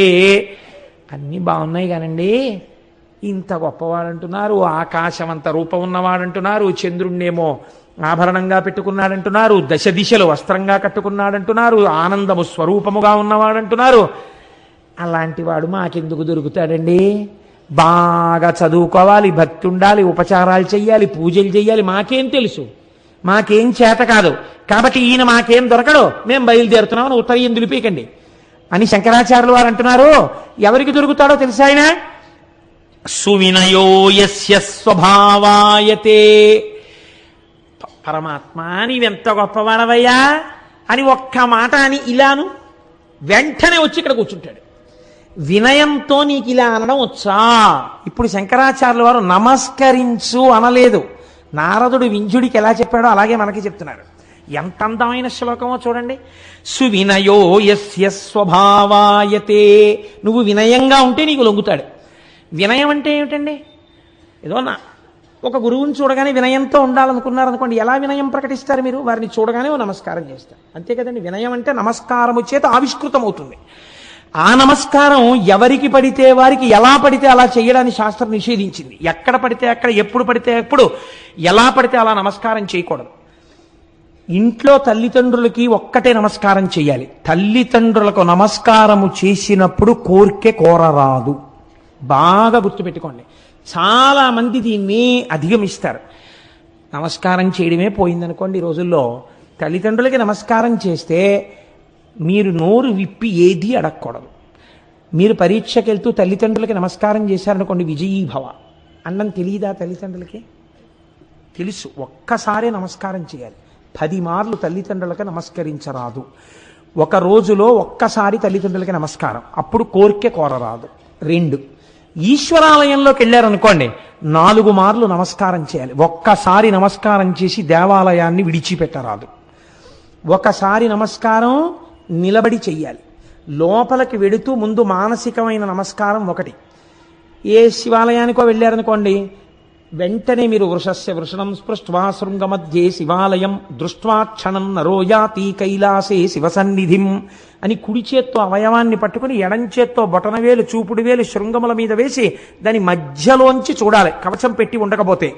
చూసి ఉత్తర క్షణం చూస్తున్నప్పుడే మనస్సుతో నమస్కారం చెయ్యాలి. నిలబడి ఒక నమస్కారం. ఆలయంలో దర్శనం అయిన తర్వాత బయటకు వచ్చి కూర్చుని అద్దంలో ఎలా కనపడుతుందో ప్రతిబింబం, అలా ఇక్కడ చూస్తూ ఒక నమస్కారం. 4 నమస్కారములు చెయ్యాలి. ఈశ్వరాలయమునందు కోరిక చెప్పవచ్చు. అస్తమానం కోరికల కోసం వెళ్ళకూడదు. మీకు ఏదైనా ఆపద వచ్చిందనుకోండి, మీరు చక్కగా మీరు ఎవరైనా దానికి సమర్థులైన వారికి ఎలా చెప్తారో అలా ముందు ఈశ్వరుడికి చెప్పాలి. ఈశ్వర, నాకు ఈ ఆపద వచ్చింది, నిన్ను నమ్మి ఉన్నవాణ్ణి, ఈ ఆపద తీర్చుకోవడానికి నేను ఫలానా వారి దగ్గరికి వెడుతున్నాను. వారి యందు నీవు ప్రకాశించి నన్ను వారు చూడగానే నా యందు వాత్సల్యము పెళ్ళుబుకి నా కష్టమును తీర్చేటటువంటి మనస్సు వారి యందు ప్రకాశింపచెయ్యి అని మీరు నమస్కరించి, మీరు ఎవరి దగ్గరికి వెళ్ళారో వాళ్ళల్లో కూడా ఈశ్వరుడే కూర్చునున్నాడని మాట్లాడాలి. అప్పుడు మీకు ఆ ప్రకాశము దొరుకుతుంది. కాబట్టి దేవాలయమునందు 4 నమస్కారాలు, దేవాలయమునందు 4 సార్లు 5 సార్లు నమస్కరించవచ్చు కూడా. కానీ సన్యాసి కనపడితే మాత్రం 4 సార్లు నమస్కరించాలి. ఒక్క నమస్కారం చేసి కూర్చోవద్దని చెప్పారు. ఎందుకు 4 సార్లు నమస్కరించాలి? వారికి నమస్కరించేటప్పుడు ఓం నారాయణాయ నారాయణాయ నమో నారాయణాయ అని నమస్కరించాలి. 4 ఎందుకంటే వారు జాగ్రత్త స్వప్న సుషుప్తి అన్న 3 అవస్థలను దాటి తురీయమునందు ఉంటారు. 4వ అవస్థలో ఉన్నవారు కాబట్టి వారు 4 నమస్కారములు చేయాలి. చేసిన తరువాత సన్యాసిని ఎన్నడూ కోరరాదు. సన్యాసిని ఎప్పుడూ కోరకూడదు. నేను అబద్ధం చెప్తున్నాను అనుకుంటున్నారేమో, ఇది ఒకనాడు పరమాచార్య స్వామి చెప్పిన మాట. వారు తురీయమునందున్నారు. వారికి తల మీద సాలగ్రామం పెట్టి అభిషేకం చేసి సన్యాసం ఇచ్చారు. వారు దేని కొరకు? మోక్షమును పొందడానికంతే. అందుకే వారు నమస్కారం చేస్తే నారాయణ నారాయణ నారాయణ అంటారు. ఎందుకని? మోక్షమిచ్చే జనార్దనం. వారు అన్నిటినీ నారాయణ స్మరణతో అనుసంధానం చేస్తారు. నారాయణ నారాయణ నారాయణ. కాబట్టి ఇప్పుడు వారి దగ్గరికి వెళ్ళి కోర్కెలు కోరకూడదు. 4వ అవస్థలో ఉన్న మహానుభావుడిని ఒక్క నమస్కారం చేయాలి, చేసి కూర్చోవాలి. కాబట్టి ఎక్కడ ఎలా ఉండాలో అలా నమస్కారం చెయ్యాలి. అందుకే మనకి తెలుగునాట ఒక అలవాటు ఉంది. మీరు చూడండి, దండం పెట్టాడండి అంటారు. దండం పెట్టాడండి అంటే దండము అంటే కర్ర, కర్ర పెట్టాడు అక్కడ. ఏమన్నా దండం పెట్టడం ఏమిటండి అంటే, ఒక కర్రని మీరు అలా పెట్టి ఎవరో పిలిచారని ఇలా అన్నారనుకోండి, అది టక్కన పడిపోతుంది. దండం పెట్టడం అంటే ఏమిటో తెలుసా అండి? భగవంతుని మ్రోల, తల్లిదండ్రుల మోల, గురువు మ్రోల, పెద్దల మ్రోల అలా పడాలి. నీకు సాష్టాంగ నమస్కారం తెలియక్కర్లేదు. ఒక కర్ర పడిపోయినట్టు పడిపోవాలి వాళ్ళ ముందు. అలా పడిపోతే ఉత్తర క్షణాభ్యున్నతి. కాబట్టి ఇది వినయము, ఇది ఆవిష్కృతము కావాలి. నీకేం తెలియాలి? నీకేం తెలియక్కర్లా. అలా పడగలవా? పోని నేల మీద ఒక్కసారి పడిపోగలవా? ఒక్కసారి ఇలా తల వంచగలవా? ఇలా అనగలవా? ఇలా అనడం ఎందుకు? 5 జ్ఞానేంద్రియాలు, 5 కర్మేంద్రియాలు, బుద్ధి, శిరస్సు 11ంటిని నీ స్వాధీనం చేశానన్నావు. అలా అనగలవా నువ్వు? అలా అనగలిగితే సువినయో యస్య స్వభావాయతే, అలా అన్నవాడికి లొంగిపోవడం ఆయన అలవాటయా? నీతో వచ్చేస్తాడు ఇంటికి. అంతటి అమలేశ్వరుడు నీ వెంటబడి వస్తాడు, నీ ఇంట్లో కూర్చుంటాడు, నీ గుండెల్లో కూర్చుంటాడు, నీ సంగతి ఆయన చూసుకుంటాడు. నీకెందుకు భయం? తస్మిన్ మే హృదయం సుఖేన రమతాం, నీ హృదయంలో కూర్చుని నిన్ను కూడా ఆనంద స్వరూపుణ్ణి చేస్తాడు, సుఖమిస్తాడు నీకు, నిన్ను రమింప చేస్తాడు. సాంబే పరబ్రహ్మణి, అటువంటి సా అంబతో కూడినటువంటి పరమేశ్వరుడు ఉన్నాడే, ఆయన అమలేశ్వరుడై ఉన్నాడు. ఆయన్ని తెచ్చుకోవడం నువ్వు నేర్చుకో.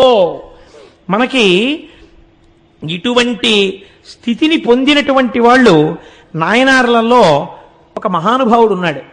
ఆయన్ని అమర్నీతి నాయనారని పిలుస్తుంటారు.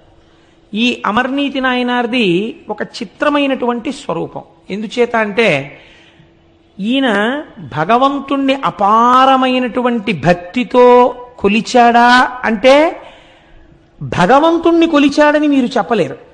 ఆయన భాగవతుల్ని కొలిచాడు. ఇదో చిత్రం. భగవంతుణ్ణి కొలవడం గొప్ప, భాగవతుల్ని కొలవడం గొప్ప. అంటే భాగవతుల్ని కొలవడం చాలా గొప్ప.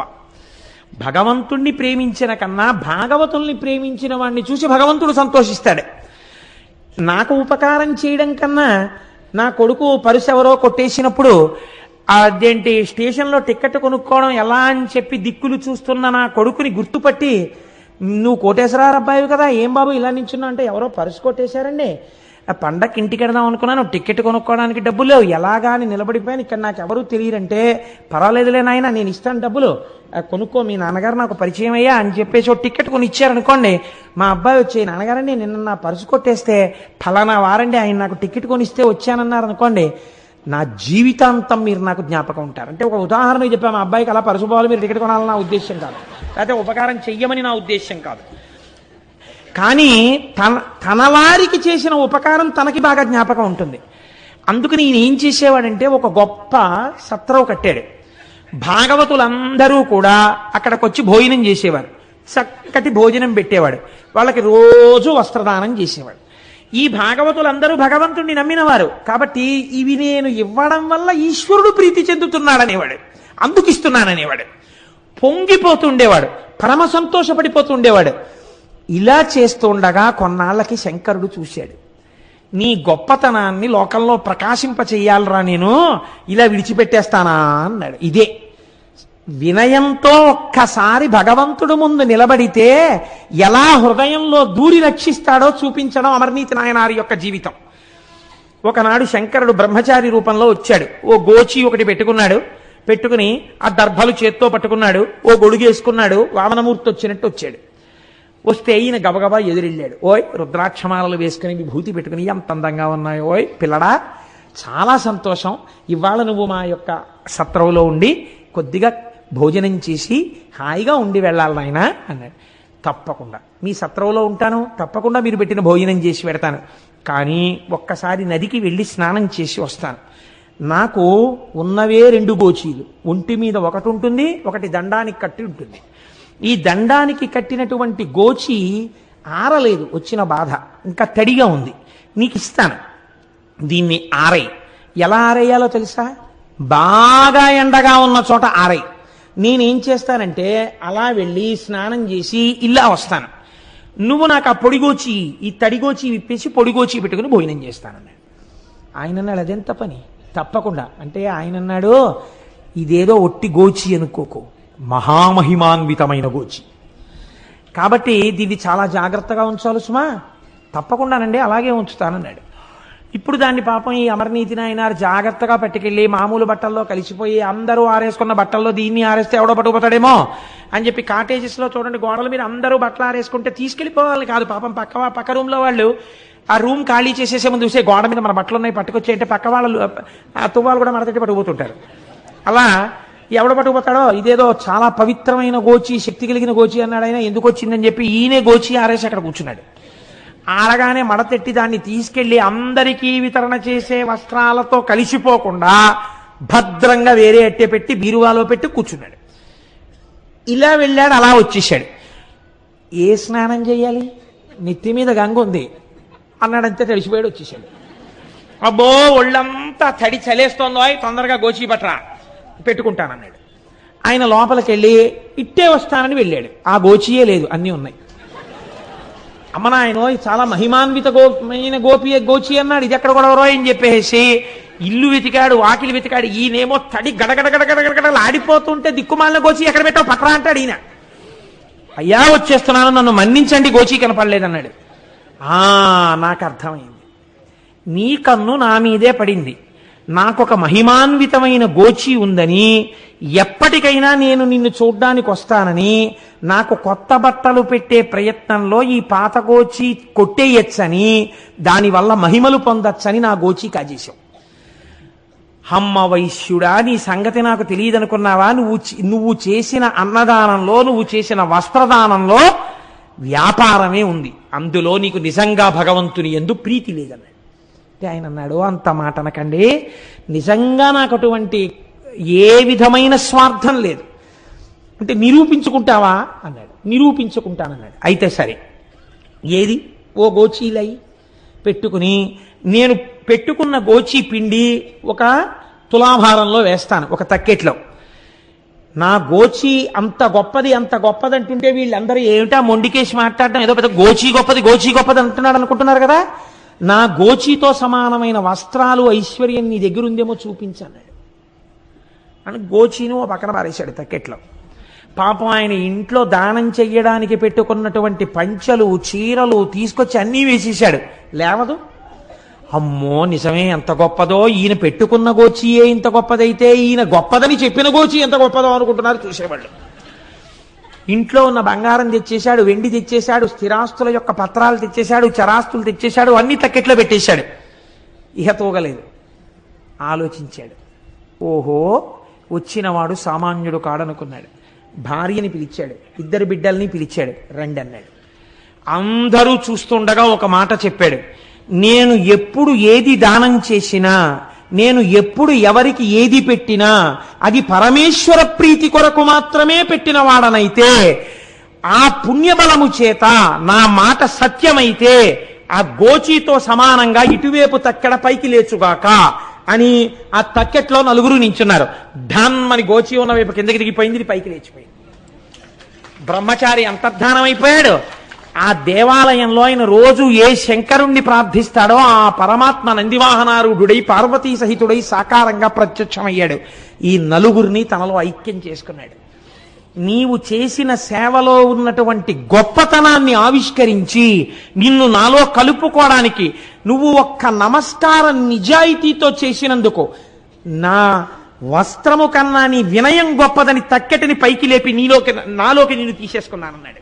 ఇప్పుడు చూడండి, ఇది శంకరాచార్యులు వారు అంటున్నారు, సువినయో యస్య స్వభావాయతే, ఒక్కసారి వినయంతో నమస్కరించగలిగితే లొంగిపోవడం అలవాటైన వాడు అన్నారు. ఏం మా స్వామి చెప్పిన దాంట్లో దోషం ఉందా? అమర్నీతి నాయనారని ఒక నాయనారే ఉన్నారే దీనికి ప్రమాణంగా. కాబట్టి భగవంతుణ్ణి నమ్మినటువంటి వాడికి ఒక్కసారి ఆ క్షేత్రానికి వెళ్ళి, ఓంకార క్షేత్రం దగ్గరికి వెళ్ళి, ఆ ప్రణవలింగం దగ్గర, అమలేశ్వర లింగం దగ్గర ఎవరు శిరసు ఉంచి నమస్కరిస్తున్నారో వారికి అన్ని అభ్యున్నతులు కలుగుతాయి. ఆ వెనకనున్న చరిత్ర తెలుసుకుని ఆ లింగము యొక్క స్వరూపాన్ని అనుసంధానం చేసుకుని వినయంతో రెండిటిని ఇక్కడ పెట్టుకుని వెనక్కి తెచ్చుకోవడం మనకి చేతనవాలి. అలా అయిన నాడు మనం అభ్యున్నతిని పొందుతాం. అంత పరమోత్కృష్టమైనటువంటి స్వయంభూలింగము ఓంకారేశ్వర లింగము. కనుక ఈ ఓంకారేశ్వర లింగమునందు ఉత్సవాలు ఎలా ఉంటాయి, లేకపోతే పటాటోపం ఎలా ఉంటుంది, పూజ ఎలా ఉంటుంది, ఇది కాదు. ఇది అహంకార నిర్మూలనము, అభ్యున్నత కలిగినది. ఇది వినడం చేత, ఇది తెలుసుకోవడం చేత, దీన్ని దర్శించడం చేత జీవితానికి ఒక పదం నిర్దేశకమవుతుంది, ఒక కొత్త మలుపు తిరుగుతుంది. కాబట్టి కేవలం విన్నంత మాత్రం చేత, నేను ఒక మాట చెప్తాను, మీరేమనుకోకండి, నిజంగా ఓంకారేశ్వరం వెళ్ళామనుకోండి, అసలు ఇలా అనుసంధానం చేసుకోవాలని కానీ, దాన్ని ఇలా చూడాలని కానీ మనకి తెలియకపోవచ్చు. అక్కడికి వెళ్ళకపోయినా ఇక్కడ కూర్చుని మీరు దాన్ని మనస్సులో చూస్తున్నారనుకోండి, మీకు క్షేత్రముతో పాటు ఆ లింగం కూడా ఇప్పుడే ఇక్కడే మీ హృదయంలోకి వచ్చేసింది. అందుకే శివమహాపురాణంలోకి జ్యోతిర్లింగాల యొక్క చరిత్రని తీసుకురావడానికి కారణం అది. కాబట్టి ఇప్పుడు ఓంకారేశ్వరము మనం పూర్తి చేయగలిగాం ఈశ్వరానుగ్రహంతో. ఇప్పుడు మనం భీమేశ్వర జ్యోతిర్లింగ దర్శనం వైపుకి వెడదాం. ఈ భీమేశ్వర జ్యోతిర్లింగం గురించి ప్రార్థనా శ్లోకంగా ఒక మాట చెప్తారు. యోడాకినీశాకినికా సమాజైః నిషేవ్యమాన పిచితాశనైశ్చ సదైవ భీమాదిపదం ప్రసిద్ధం తం శంకరం భక్తహితం నమామి.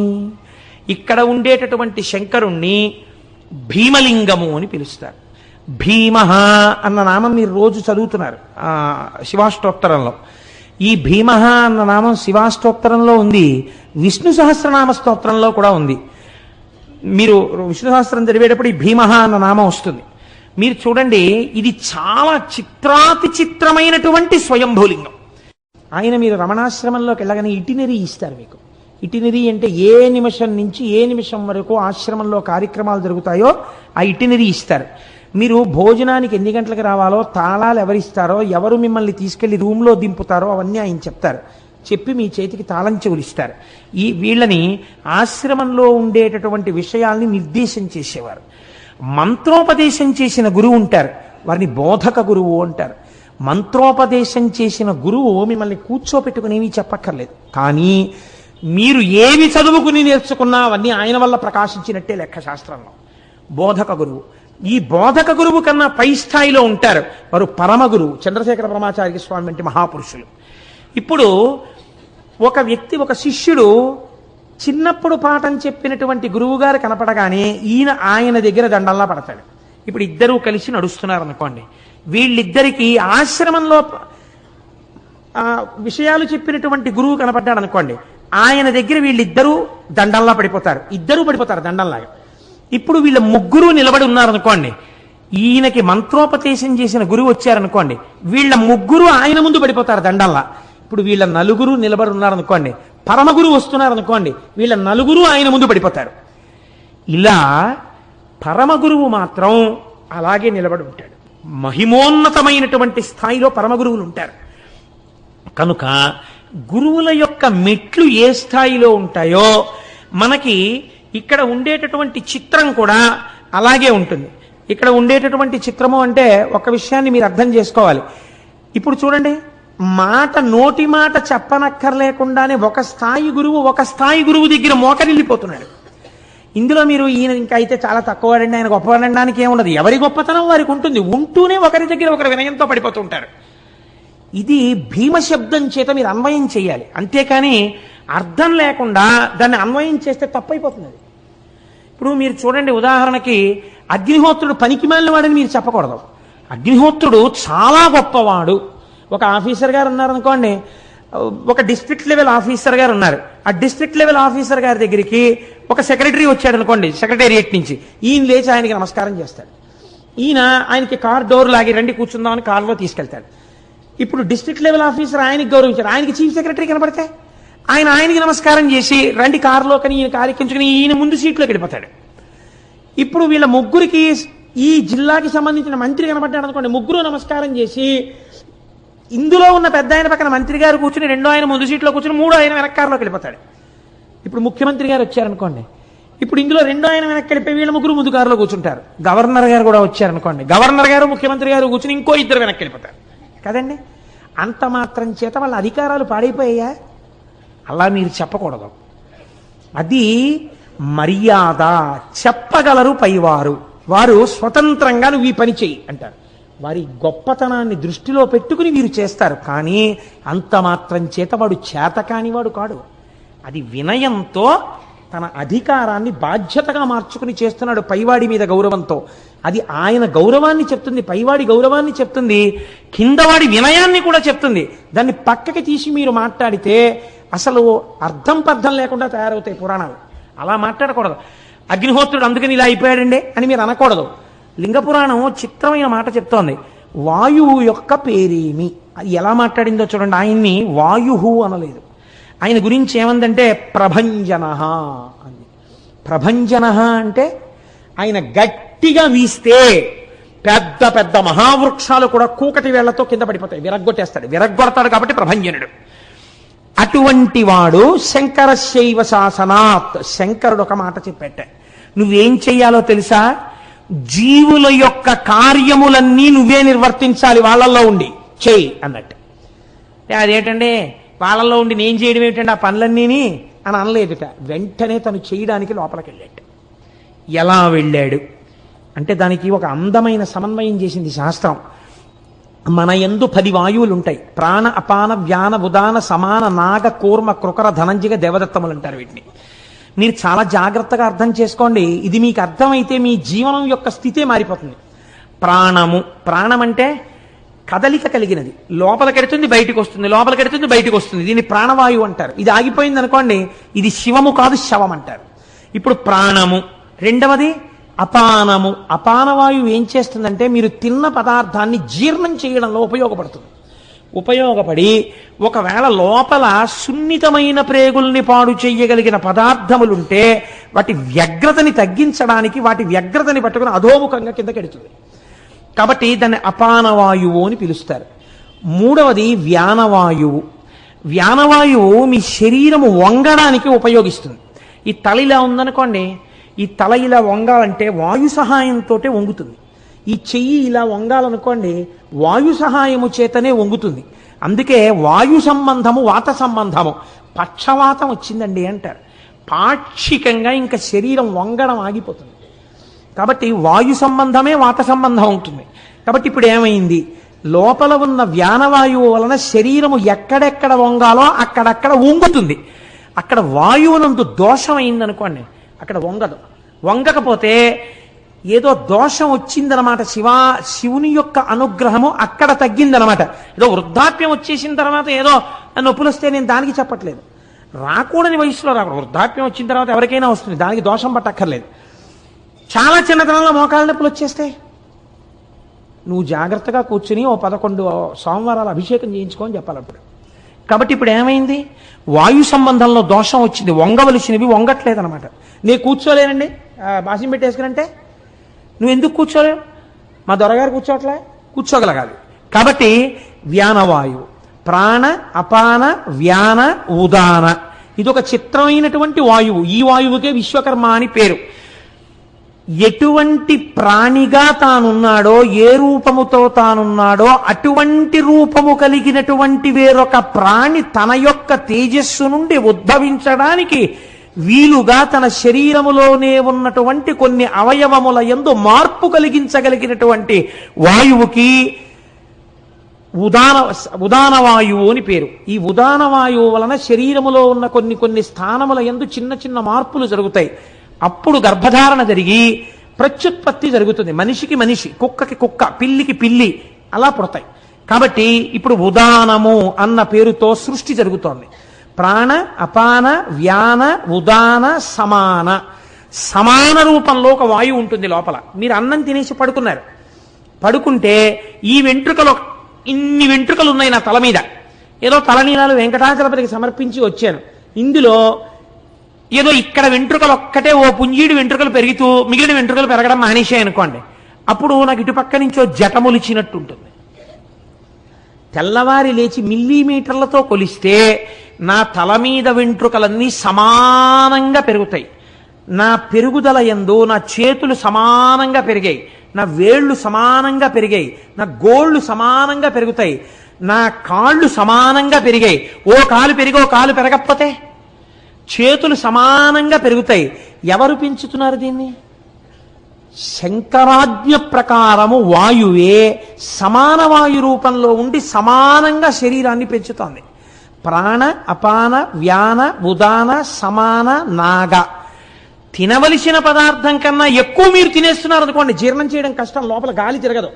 కాబట్టి అంత తినకు అని త్రేణుపు వస్తుంది లోపల నుంచి గాలి. త్రేణుపు రూపంలో చెప్తాడు ఇక తినవద్దు అని. దానికి నాగమని పేరు. కూర్మము అని ఒక వాయువు ఉంటుంది. ఈ కూర్మమన్న వాయువు శరీరంలో మిగిలిన వాయువుల్లా కొద్దిగా స్తబ్దంగా ఉండడానికి వీలు లేదు. ఈ వాయువు చాలా ఎలర్ట్గా ఉంటుంది. ఎక్కడుంటుంది? కనురెప్పను ఆశ్రయించి ఉంటుంది. ఇది కంటి దగ్గరికి ఇలా పురుగు వచ్చిందనుకోండి, టక్కన పడిపోవాలి కనురెప్ప. చెయ్యి కొంచెం దోమ కుడుతోందని ఇలా మెల్లిగా వస్తే ఇబ్బంది లేదు. స్పీడ్గా దోమను కొట్టారనుకోండి, దోమ ఎగిరిపోతే మన తొడ మీద దెబ్బ తగులుతుంది. కనురెప్ప నేను మెల్లిగా వేసుకుంటాను, గట్టిగా వేసుకోవాలంటే ఇబ్బంది.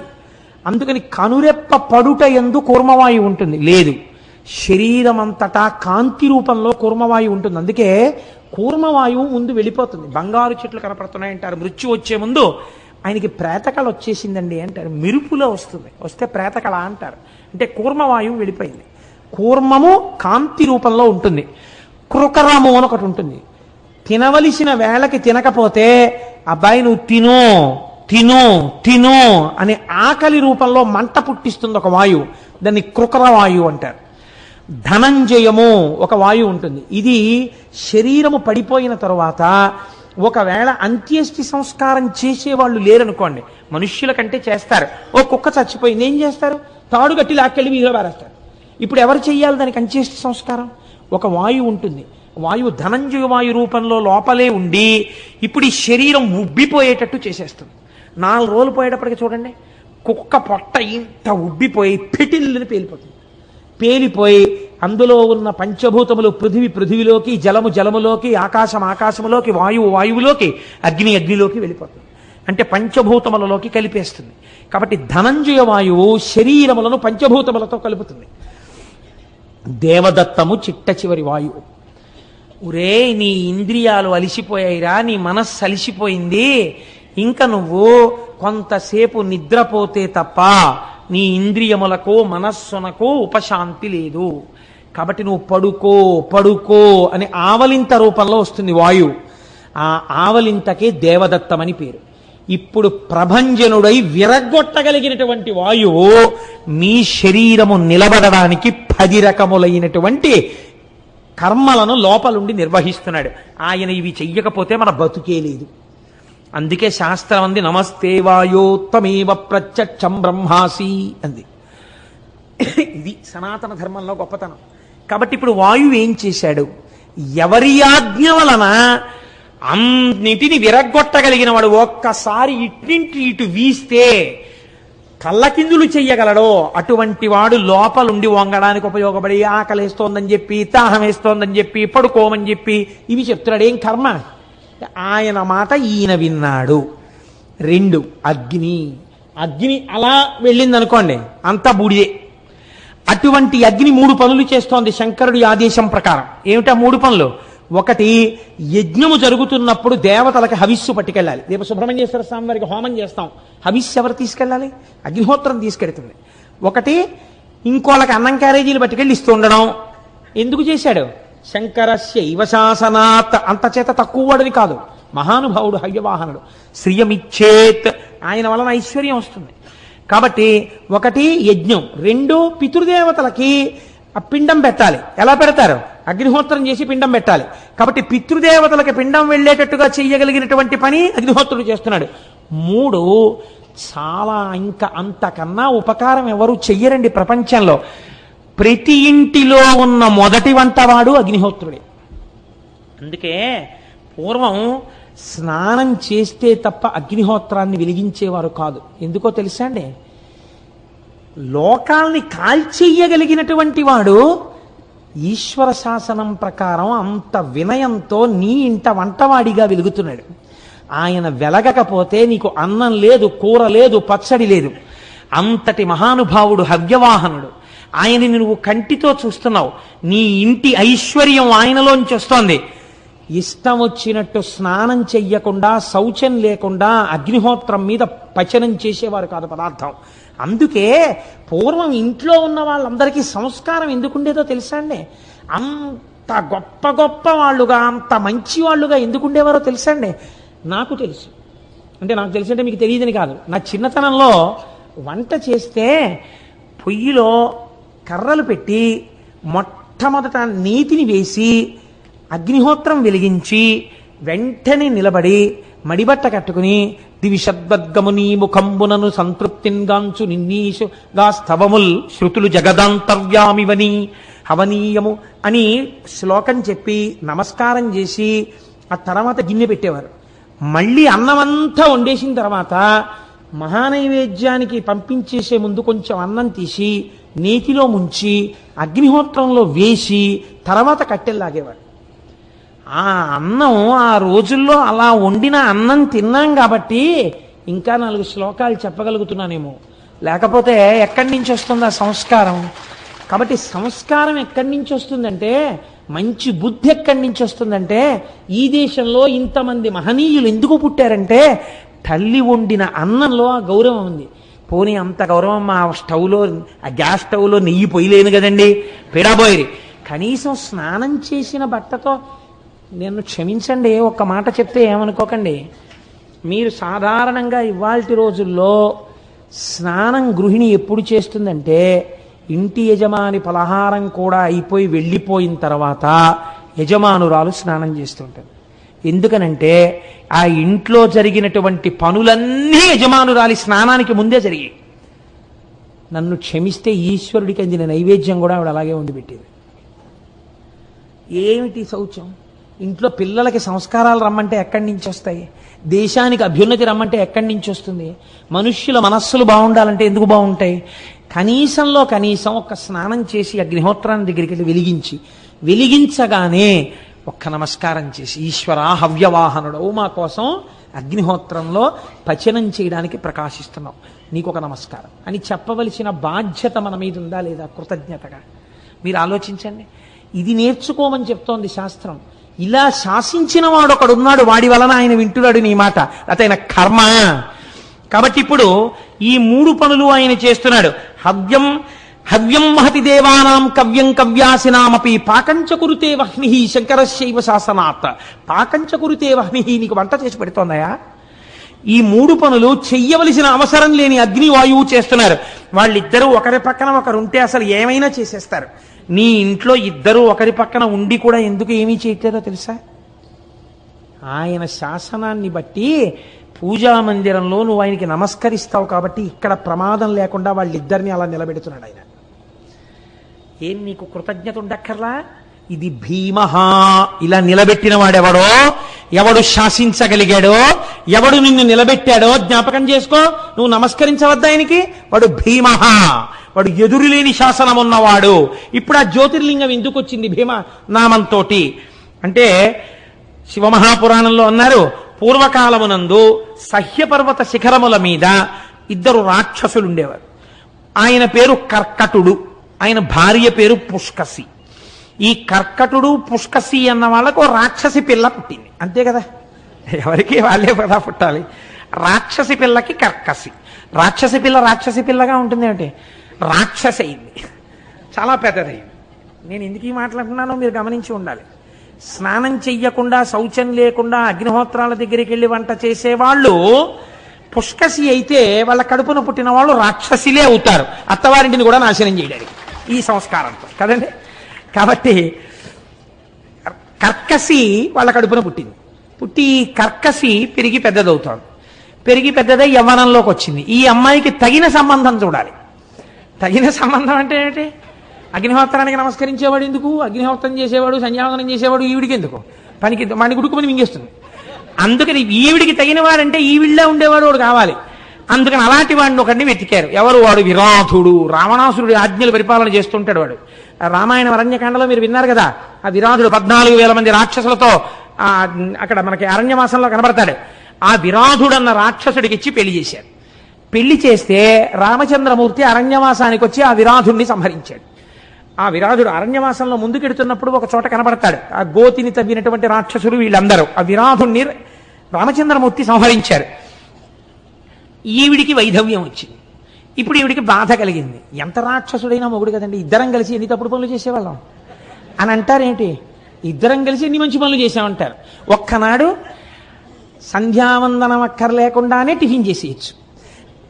ఒక్క పూజా మందిరంలో నమస్కారం పెట్టకుండా 2 గంటలు పేపర్ చదువుకోవాలి. అసలు పొద్దున్న నిద్ర లేవగానే పూజా మందిరంలోకి వెళ్ళి కాసేపు కూర్చుని ఆరాధన చేయడం కాదు, లేస్తూనే టీవీ స్విచ్ నొక్కి రిమోట్లో 1000 ఛానల్స్ చూసుకోవాలి. దేశంలో ఎక్కడేం జరుగుతుందో తను తెలిసేసుకోవాలి. ఏమిడిని ఉద్ధరించారు ఎందుకది? దేవుడి దగ్గర మాత్రం ఓ తడితువ్వాలు కట్టుకుని అగరత్తుల్లా తిప్పేస్తే చాలు. కాబట్టి ఇలా చేయడానికి తగిన భార్య ఉండాలి. ఎలాంటి భార్య ఉండాలి? ఇప్పుడు ఏమంటే అదేమిటండి అలా చేయకండి, చక్కగా లేవగానే మీరు చక్కగా మర్యాదగా పూజా మందిరంలో చక్కగా సంధ్యావందనం చేసుకోండి, నేను మన్నీళ్ళు పెడతాను అనే భార్య ఉండకూడదు. ఒకవేళ ఆయన పొరపాటున ఎప్పుడైనా ఏదైనా వినివిసే రేపటి నుంచి అయితే పొద్దున్న లేదా నోర్మిండి వాడు అలాగే చెప్తాడు, గుండు గీసుకుని వాడికి ఏమైనా పనే పాడా, వాడి మాటలు మీరు విని ఇలా పొద్దున్న 4ంటికి 5ంటికి లేవడాలు 6ంటికి లేవడాలు సంధ్యావందనాలు ఇలాంటివి వెర్రేం పెట్టుకోకండి. ఏదో హీర్ అండ్ ఎంజాయ్, ఏదో వినండి కాసేపు అనాలి కదా. కాబట్టి వాళ్ళిద్దరూ చేసిన తప్పు పనులను అంగీకరిస్తారేంటి? అబ్బాయి ఎంత ఆదర్శ దాంపత్యం అది అనుకుంటారా? నేను ఆ 7ంటికి లేస్తా, ఆయన 6ంటికి లేస్తాను. ఒక్కొక్కసారి అండి నాకు ఆయనే పట్టుకొచ్చి, నేను యథార్థం చెప్తున్నానండి, నేను ఒకసారి నా కర్మ కొద్దీ నేనే పెడతాను అలాంటి చోట్లకి. ఓ చోటుకి వెళ్ళాను, వెడితే అక్కడ ఒక 4 స్త్రీలు కూర్చుని మాట్లాడుకుంటున్నారు. అందులో ఒక ఆవిడ నాకు బాగా తెలుసు, బ్రాహ్మణ కుటుంబానికి చెందిన ఆవిడ మాంసాన్ని ఎన్ని రకాలుగా వండొచ్చో, ఆమ్లెట్ ఎంత బాగా వేయచ్చో, గుడ్డుని ఎలా పగల కొట్టచ్చో ఇవన్నీ చెప్తాను. నాకు చెవి అటు వెళ్ళిపోయి, ఇదేంట్రా ఇంత ఇలా చెప్పేస్తాను ఈవిడా అని తెల్లబోయి, ఈ మిగిలిన 3 మాంసాహారమును తినడానికి యోగ్యమైన కులముల యందు పుట్టినవారు. వాళ్ళకి ఈవిడ బోధక గురువుగా ఉంది. అక్కడ ఉంటే నేను ఒక గంట పోయిన తర్వాత ఆవిడ ఆ తాదాత్మ్యత నుంచి బయటికి వచ్చి నన్ను చూసింది. చూసి అక్కడికి ఏదో చాలా వినయం కారిపోతున్నట్టు నాలిక ఖర్చుకుని, నమస్కారం కోటేశ్వర, గంట నుంచి ఇక్కడే ఉన్నారేంటి? అమ్మా ఉన్నాను, కానీ మీరు ఒక్కసారి ఇలా రండి కళ్యాణ్ వచ్చింది. ఏం లేదమ్మా, మీకింత పరిజ్ఞానం ఏ కారణం వల్ల వచ్చింది? పుస్తకాలు చదివి నేర్చుకుంటారా, లేకపోతే ఎవరి దగ్గరైనా చూశారా, మీకు ఎలా తెలిసింది అని అడిగాను. మీ దగ్గర దీని ఎందు పరిణతిని పొందవలసినటువంటి వాళ్ళు శిష్యులై ఉన్నారు, మీరు గురువు అయి ఉన్నారు, ఇంత పరిణతి ఎలా వచ్చింది అన్నారు. అంటే అమ్మా ఆయన పిల్లలు ఇవి లేకుండా భోజనం చేయరు కదండి అని. అయ్యి బాబోయ్ అనుకుని, మరి మీ అత్తవారింట్లో మీ మామగారు వాళ్ళు ఏమనరా అన్నాను. అసలు మా అత్తగారికి నాకన్నా చాలా విషయాలు ఆవిడికే తెలుసు, ఆవిడ ఎన్ని నేర్పారు.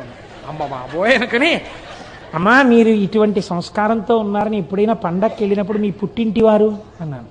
అంటే అసలు మా చిన్నతనం నుంచి మా అమ్మ నాన్నగారే ఇవన్నీ మాకు నేర్పారు. గొడవ వదిలిపోయిందమ్మా, ఎంత గొప్ప కుటుంబం తల్లి, నాకు తెలియక ఇన్నాళ్ళు మిమ్మల్ని గౌరవించాను, నీ నమస్కారం కూడా నాకు అక్కర్లేదు తల్లి అని మనసులో అనుకుని అక్కడి నుంచి వెళ్ళిపోయాను. సరే అది వేరే విషయం అనుకోండి, ప్రారంభ కర్మ వినవలసి వచ్చినాడు కనుక అది తప్పని వాళ్ళు అంటారా? ఎన్నో కారణాలు చూపించి ఈ తప్పే ఉందండి అని, చాపేమిటి జలపుష్పం ఎన్ని పేర్లో పెట్టేసుకుని తినేసేయచ్చు. సరే ఎందుకు వచ్చిన ప్రారంభం, ఎందుకు వచ్చింది, ఇప్పుడు నేను ఎందుకు అవన్నీ చెప్పడం మహాప్రాణం చెప్తాను. కాబట్టి రాక్షసికి రాక్షసి మొగుడు, ఆ రాక్షసుడు చచ్చిపోతే ఆవిడ బాధపడుతుంది, ఏడిచింది పాపం, ఆవిడ స్థాయిలో ఆవిడ ఏడుపది. కాబట్టి వాడు నన్ను ఉద్ధరించలేదు, బతికున్న నాళ్ళు అనే ఉంది, అయ్యో తగినవాడు పోయాడని ఆవిడ ఏడిచింది. ఎందుకు ఏడిచిందంటే ఇంతటి ఉత్తముణ్ణి చంపేశాడు రాముడు అని ఏడ్చింది ఆవిడ. అది విచిత్రం. ఎంత గొప్పవాడు నా భర్త విరాధుడు, ఇటువంటి వాడిని రాముడు చంపేశాడు, ఎంతటి దుష్టుడు అది. కాబట్టి ఇప్పుడు రాముడి పట్ల వైరం ఎవరికి ఉందో వాళ్ళ పట్ల మక్కువ పెంచుకుంది. కాబట్టి మక్కువ పెంచుకుంది కాబట్టి ఒక ఆవిడికి మీరంటే ఇష్టం అండి అని కుంభకర్ణుడికి చెప్పారు, చెప్పవలసిన వాడికి చెప్పాడు. వాడు పాపం ఇక్కడ ఎవరో మన గురించి చాలా అభిమానం పెంచుకుందటని చూడడానికి వచ్చాడు నిద్ర లేచినప్పుడు. రాక్షసులకి రాక్షస బుద్ధులే కదండి ఉంటాయి. అక్కడికి వెళ్ళి వాడు అడిగాడు, అయ్యో పాపం ఎంత కష్టంలో ఉన్నావమ్మా అంటే, ఆవిడేదో ఏదో కళ్ళమ్మ నీళ్లు పెట్టుకుని, నా భర్త పోయాడు చూశారండి, రాముడు చంపేశాడని, యవ్వనంలో ఉన్నావు, ఎంత బాధలో ఉన్నావు, నిన్ను నేను స్వీకరిస్తానన్నాడు వాడు. అయ్యయ్యో అదేమిటండి అంత మాట అని ఆవిడ ఏదో అనే లోపలే వీడు బలాత్కారం చేసి వెళ్ళిపోయాడు. ఎలాంటి వాళ్ళతో చేరితే అలాంటి ఫలితాలే వస్తాయి. వెళ్ళిపోతే ఆవిడకో కొడుకుట్టాడు, ఎవరి వలన? కుంభకర్ణుడి వలన. ఎంత గొప్ప వంశమో చూడండి అది. ఇప్పుడు ఆ పుట్టినవాడు అపారమైన బలవంతుడ వాళ్ళని ఆవిడ కోరుకుంది. ఎందుకు కోరుకుంది అలాగా అంటే ఒకటే కోరిక, ఇంత దుష్ట పని చేసిన కుంభకర్ణుడి మీద కోపం, ఆ విరాధుణ్ణి రాముడే చంపేశాడు, పోని నన్ను పాడి చేసేసిన కుంభకర్ణుణ్ణి రాముడే చంపేశాడు, నాకు పోని చచ్చిపోయినవాడు ఏదో భర్తృత్వాన్ని బలవంతంగా తెచ్చుకున్నవాడు, ఇద్దరిని రాముడే చంపేయాలా?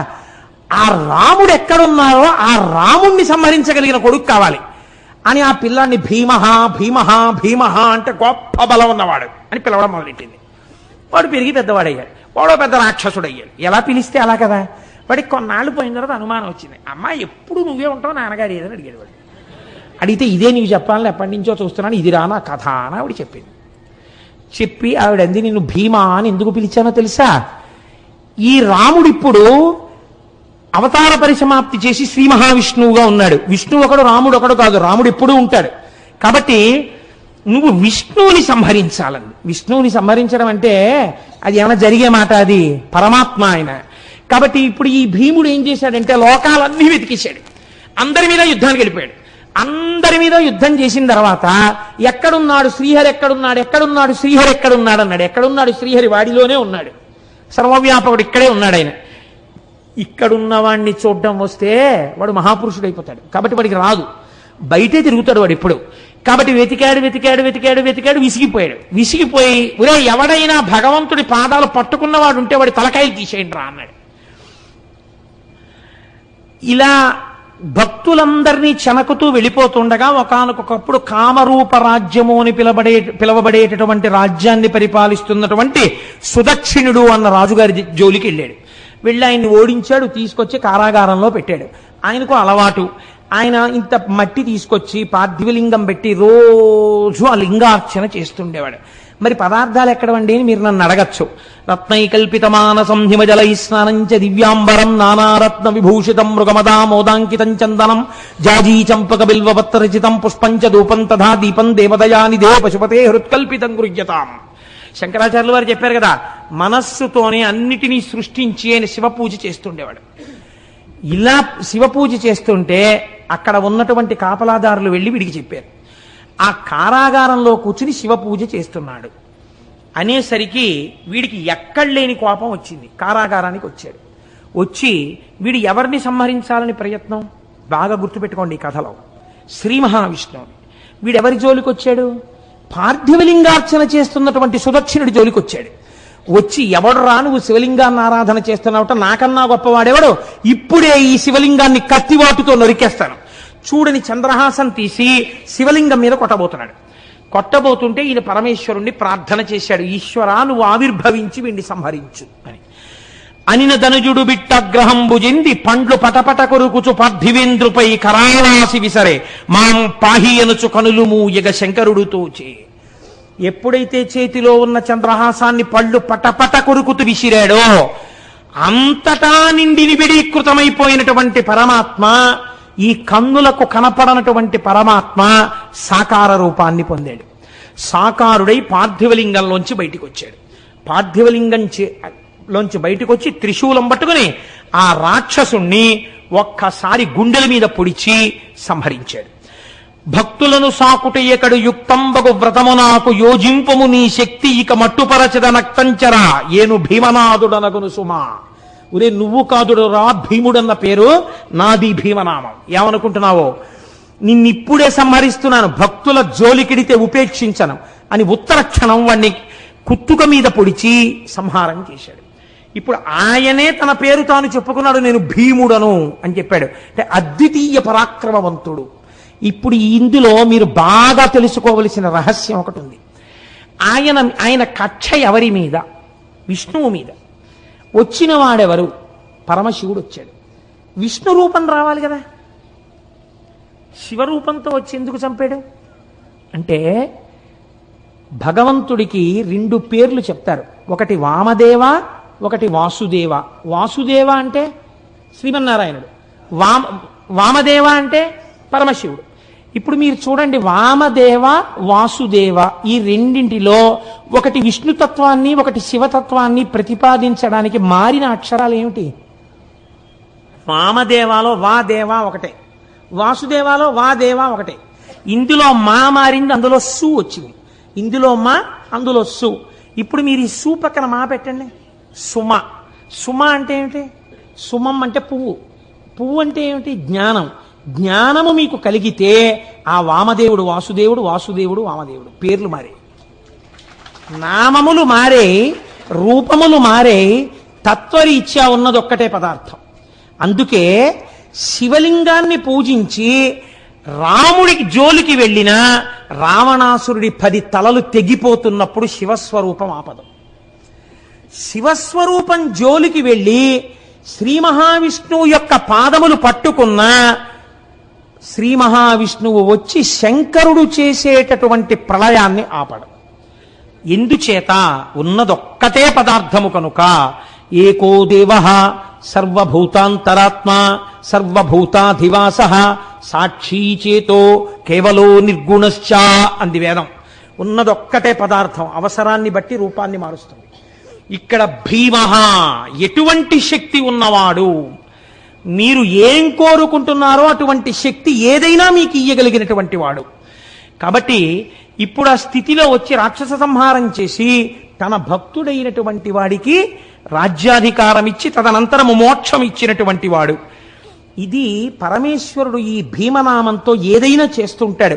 ఇది మనకి తెలియచెప్పడానికే మూర్తి నాయనారు వచ్చారు. మూర్తి నాయనారు రోజుల్లో పరమతం వాళ్ళు రాజ్యం చేశారు. ఎక్కడా శివార్చన జరగడానికి వీల్లేదన్నారు. శివుడికి చందన సేవ ప్రీతిపాత్రం కాబట్టి శివాభిషేకం చేస్తే చందనం రాయాలి. పైగా శివాభిషేకం పూర్తి చెయ్యడానికి చందన జలాలతోటే పూర్తి చెయ్యాలి. చందనం కలిపిన జలాలతో తప్ప వేరొక దానితో పూర్తి చేయకూడదని ప్రమాణం. కాబట్టి చందనం లేకపోతే అభిషేకం జరగదు. పైగా అయిపోయిన తర్వాత విభూతి రాసి గంధం రాస్తారు చల్లతనానికి. కాబట్టి ఎక్కడ గంధం చెక్కలు దొరకకుండా చేశాడు రాజు. శివార్చనలు ఎవరైనా రహస్యంగా ఇళ్లలో చేస్తుంటే గంధం లేకపోతే అభిషేకం జరగదని. మూర్తి నాయనారు రాజ్యం అంతా వెతికాడు, ఎక్కడ ఇంత గంధపు చెక్క కూడా దొరకలేదు. ఆయనకి బాధ కలిగింది. గంధపు చెక్కని తీసుకొచ్చి సాన మీద పెట్టి రాస్తే అరిగిపోయి సువాసనతో కూడినటువంటి నజ్జునిస్తోంది. ఈశ్వరుడు ఇచ్చినటువంటి చెక్క నాకు ఉంది, నేను నా మోచేతిని సాన మీద అరగతీస్తాను, వచ్చిన నజ్జుని శివుడికి అలంకారం చేస్తాను, అభిషేకం చేస్తాను గంధంగానని తన మోచేతిని అరగదీశాడు. అరగదీస్తుంటే చర్మం చిట్లిపోయింది, రక్తం కారిపోయింది, మాంసం పక్కకి తప్పుకుంది, ఎముక అరిగిపోతుంది. ఇహ చూడలేకపోయాడు శంకరుడు. తాను ఆయన పెట్టుకున్న పార్థివలింగంలోంచి బయటికి వచ్చి గబగబా చేయి పట్టుకున్నాడు. పట్టుకుని, ఎంత సాహసం చేశావయ్యా, గంధపు కర్ర దొరకలేదని, గంధపు కర్రలు దొరకకుండా రాజు చేశాడని నీ చేతిని సాన మీద అరగదీశావు. రేపటి రోజు నుంచి ఎక్కడెక్కడ ఎలా శివార్చనలు కావాలంటే అలా చేసుకునే విధంగా ఈ రాజ్యాన్ని మారుస్తాను. ఒక్కరోజు, రేపటి రోజు అలా జరుగుతుందన్నాడు. అంతే. ఆ రాత్రి పడుకున్నాడు మూర్తి నాయనార్, రాజు పడుకున్నాడు. మూర్తి నాయనార్ ప్రాతకాలంలోచి శివాలయంలోకి వెళ్ళాడు. ప్రాతకాలంలో రాజు హంసతూలికా తల్పం మించి నిద్ర లేవలేదు. ఎందుకు లేవలేదని దగ్గరికి వెళ్ళారు. రాజు నిద్రలోనే మృత్యువశుడైపోయాడు. ఆయనలో ఉన్న శివుడు తప్పుకుంటే చాలదండి, చనిపోయాడన్నారు. పార్థివ శరీరాన్ని బయట పెట్టేశారు. కొడుకులు లేరు కాబట్టి ఇప్పుడు ఎవరికి ఇవ్వాలి రాజ్యం? ఆ రోజుల్లో ఒక్కటే పరీక్ష. పూలదండని ఏనుగుకిచ్చి ఏనుగునికి కళ్ళకి గంతలు కట్టి వదిలేరు. అది ఎవరిని చూసినప్పుడు దండ వారి మెళ్ళో వేస్తుందో వారికి పట్టాభిషేకం చేస్తామన్నారు. మూర్తి నాయనార్ దేవాలయంలోంచి బయటికి వస్తున్నాడు. ఏనుగటుగా వెళ్ళింది. మూర్తి నాయనార్ వాసన తగలగానే రెండు కాళ్ళు జాపి భూమి మీద చోటిచ్చి కాళ్ల మించి ఆయన్ని పైకెక్కించుకుంటూ దండ వేసి తన మూపున కూర్చోబెట్టుకుని అంతఃపురానికి తీసుకెళ్ళింది. ఈయనకే పట్టాభిషేకం చేద్దామని మరునాడు మూర్తి నాయనార్నే రాజుగా అభిషేకం చేశారు. ఆయన అన్నాడు, నాకు అభిషేక జలాలతో సామ్రాజ్య పట్టాభిషేకం వద్దు, నాకు విభూతితో అభిషేకం చేయండి అన్నాడు. భస్మతో అభిషేకం చేయించుకుని నేను బంగారు కిరీటం పెట్టుకోను, రుద్రాక్ష కిరీటం పెట్టుకుంటానని రుద్రాక్షల కిరీటం పెట్టుకున్నాడు. ఎక్కడ చూసినా శివార్చనలు చేయించాడు. రాజ్యం 3 పువ్వులు 6 కాయలుగా పరిఢవిల్లింది. కనుక మీరు ఆలోచించండి, పరమేశ్వరుడన్నవాడు ఏది చెయ్యలేడు, ఏదైనా చెయ్యగలడు. మీకు ప్రమాణం మూర్తి నాయనార్ యథార్థముగా జరిగిన కదా. మీరు ఏ శివాలయంలోకి వెళ్ళినా మూర్తి నాయనార్ ఉంటారు.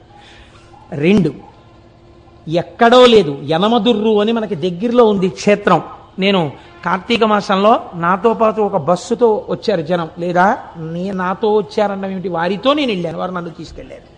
కాబట్టి యనమదుర్రు అనేది ఒక చిత్రమైన క్షేత్రం. అక్కడ శివలింగం ఉంటుంది.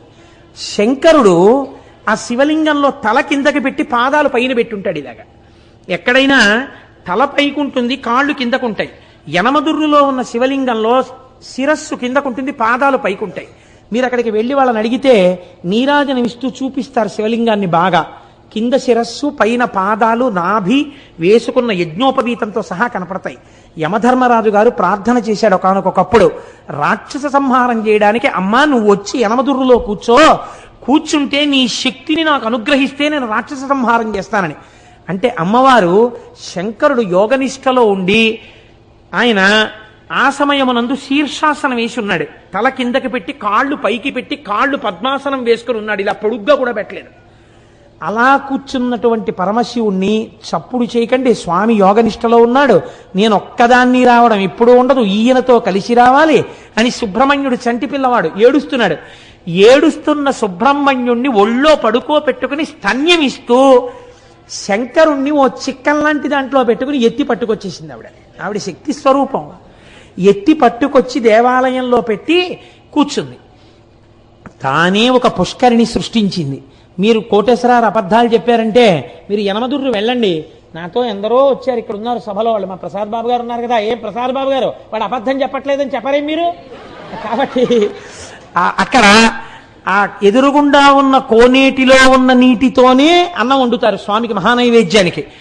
ఆ నీళ్లతో వండకుండా మీరు ఎంత గొప్ప అగ్నిహోత్రం మీద ఎంత గొప్ప మినరల్ వాటర్ తీసుకొచ్చి వండినా సరే రాత్రి వరకు వండినా బియ్యం ఉడకవట. ఇప్పటికీ కూడా ఎదురుగుండా ఉన్న కోనేటిలో నీటితోనే అన్నం వండుతారు. ఇప్పటికీ మీరు కవచం తీసి చూపించమంటే చూపిస్తారు. చూపిస్తే సుబ్రహ్మణ్యుడిని పడుకోబెట్టుకుని పాలిస్తూ ఉంటుంది అమ్మవారు.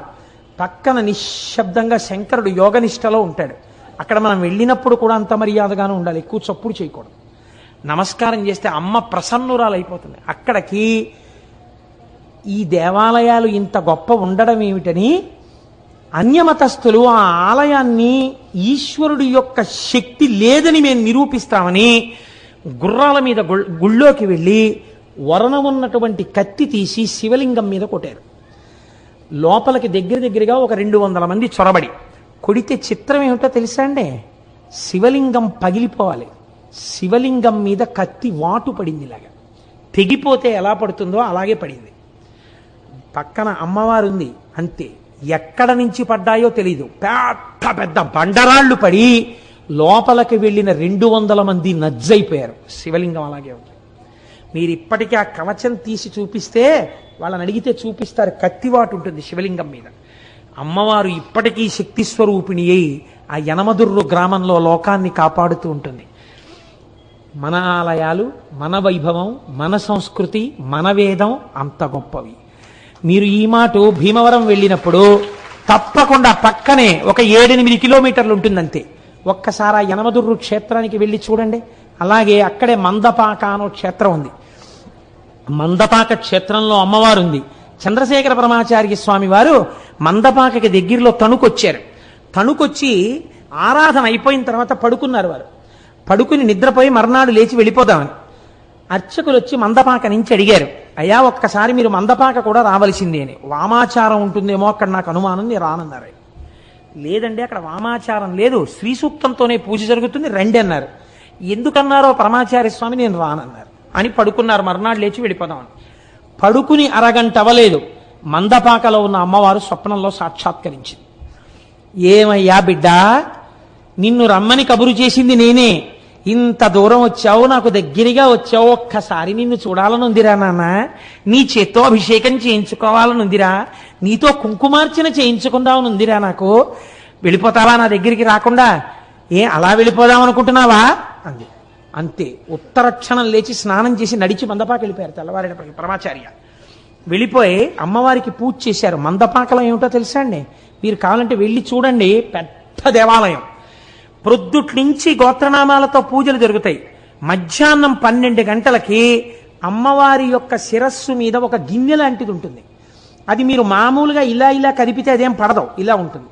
దాంట్లో పువ్వులేసి అర్చకులు అత్యంత భక్తి శ్రద్ధలతో వినయ విధేయతలతో చేతులు కట్టుకుని నిలబడి మంత్రపుష్పం చెప్తారు. ఓం జాతవేదసేసు నవామ సోమమరాతీయతో నిదహాతి వేదః సనఃపరుషదతి దుర్గాని విశ్వానావేవ సింధుం దురితాత్యగ్ని అని దుర్గా సూక్తంతో మంత్రపుష్పం పూర్తయ్యేసరికి అమ్మవారి మీద ఉన్నటువంటి పూల గిన్నె ఇలా ఒరిగిపోతుంది. ఆ పువ్వులన్నీ అమ్మవారి పాదాల మీద పడిపోతాయి. ఒకవేళ పూజలో తేడా ఉంటే గిన్నె పడదు. అర్చకులు బయటకు వచ్చి జరుగుతారు మంత్రపుష్పం. అప్పుడు పూజ మళ్ళీ చేస్తారు, స్నానం చేసి మళ్ళీ పూజ చేసి మళ్ళీ బయటకు వచ్చి మంత్రపుష్పం చదువుతారు. అలా ఒక్కొక్క రోజున 3, 4 కూడా అవుతుంది. అమ్మవారి మీద ఉన్న గిన్నె ఒరిగిపోయి పువ్వులు పడిపోయిన తర్వాత పూజ పూర్తయినట్టు. అప్పుడు ఇళ్ళకెడతారు అర్చకులు. ఆ అర్చకుల ఇళ్ళకి కూడా మమ్మల్ని అక్కడ భీమవరంలో ఉపన్యాసానికి ఎడితే నేను, వాళ్ళకి బంధుత్వం ఉంది, వాళ్ళు ఒక్కసారి మా అర్చకుల ఇంటికి కూడా రండి చూద్దురు కానీ నన్ను వాళ్ళ ఇంటికి కూడా తీసుకెళ్లారు పాపం. కాబట్టి ఇంతంత ప్రశస్తమైన క్షేత్రాలు, ఇంత గొప్ప గొప్ప క్షేత్రాలు మన కళ్ళ ఎదుట ఉంటే నేను నమ్మను భగవంతుణ్ణి, నేను భగవంతుడికి నమస్కారం చెయ్యనంటే ఈశ్వరుడికి లోపం వచ్చిందండి? ఎటువంటి జ్యోతిర్లింగాలు, ఎటువంటి భీమనాథుడు, ఎటువంటి శాసకుడు ఒక్కసారి వెళ్ళి ఆ మహానుభావుడి దగ్గర నిలబడి ఆ భీమేశ్వర జ్యోతిర్లింగం దగ్గర స్వామికి ఢాకిన్యాం భీమశంకరం, భీముడు శంకరుడు మీకు శుభం చేస్తాడు. ఒక్క నమస్కారం చేస్తే ఆయనే కాపాడి ఎటువంటి దుఃఖాలు రాకుండా రక్షించగలిగిన పరమాత్మ. రోజు ఇవాళ 5-6 లింగాలు చెప్పేయాలనుకుని వస్తాను. 2 లింగాల గురించి చెప్పడం ప్రళయం అయిపోయి కూర్చుంటాను. కాబట్టి ఇవాళ కూడా ఒక 2 లింగాలు ఏమి తొందర, ఈశ్వరుడు అలా చెప్పించుకోవాలనుకున్నప్పుడు నాకేమి, నేను ఎందుకు సంకల్పం చేయాలి, అయిపోవాలని. ఆయన ఎలా చెప్పించుకుంటే అలాగే చెప్పించనివ్వండి. రేపటి రోజున వేరు కొన్ని లింగాలు ప్రస్తావన చేస్తాను. ఆదివారం సాయంకాలం మాత్రం వారణాసి.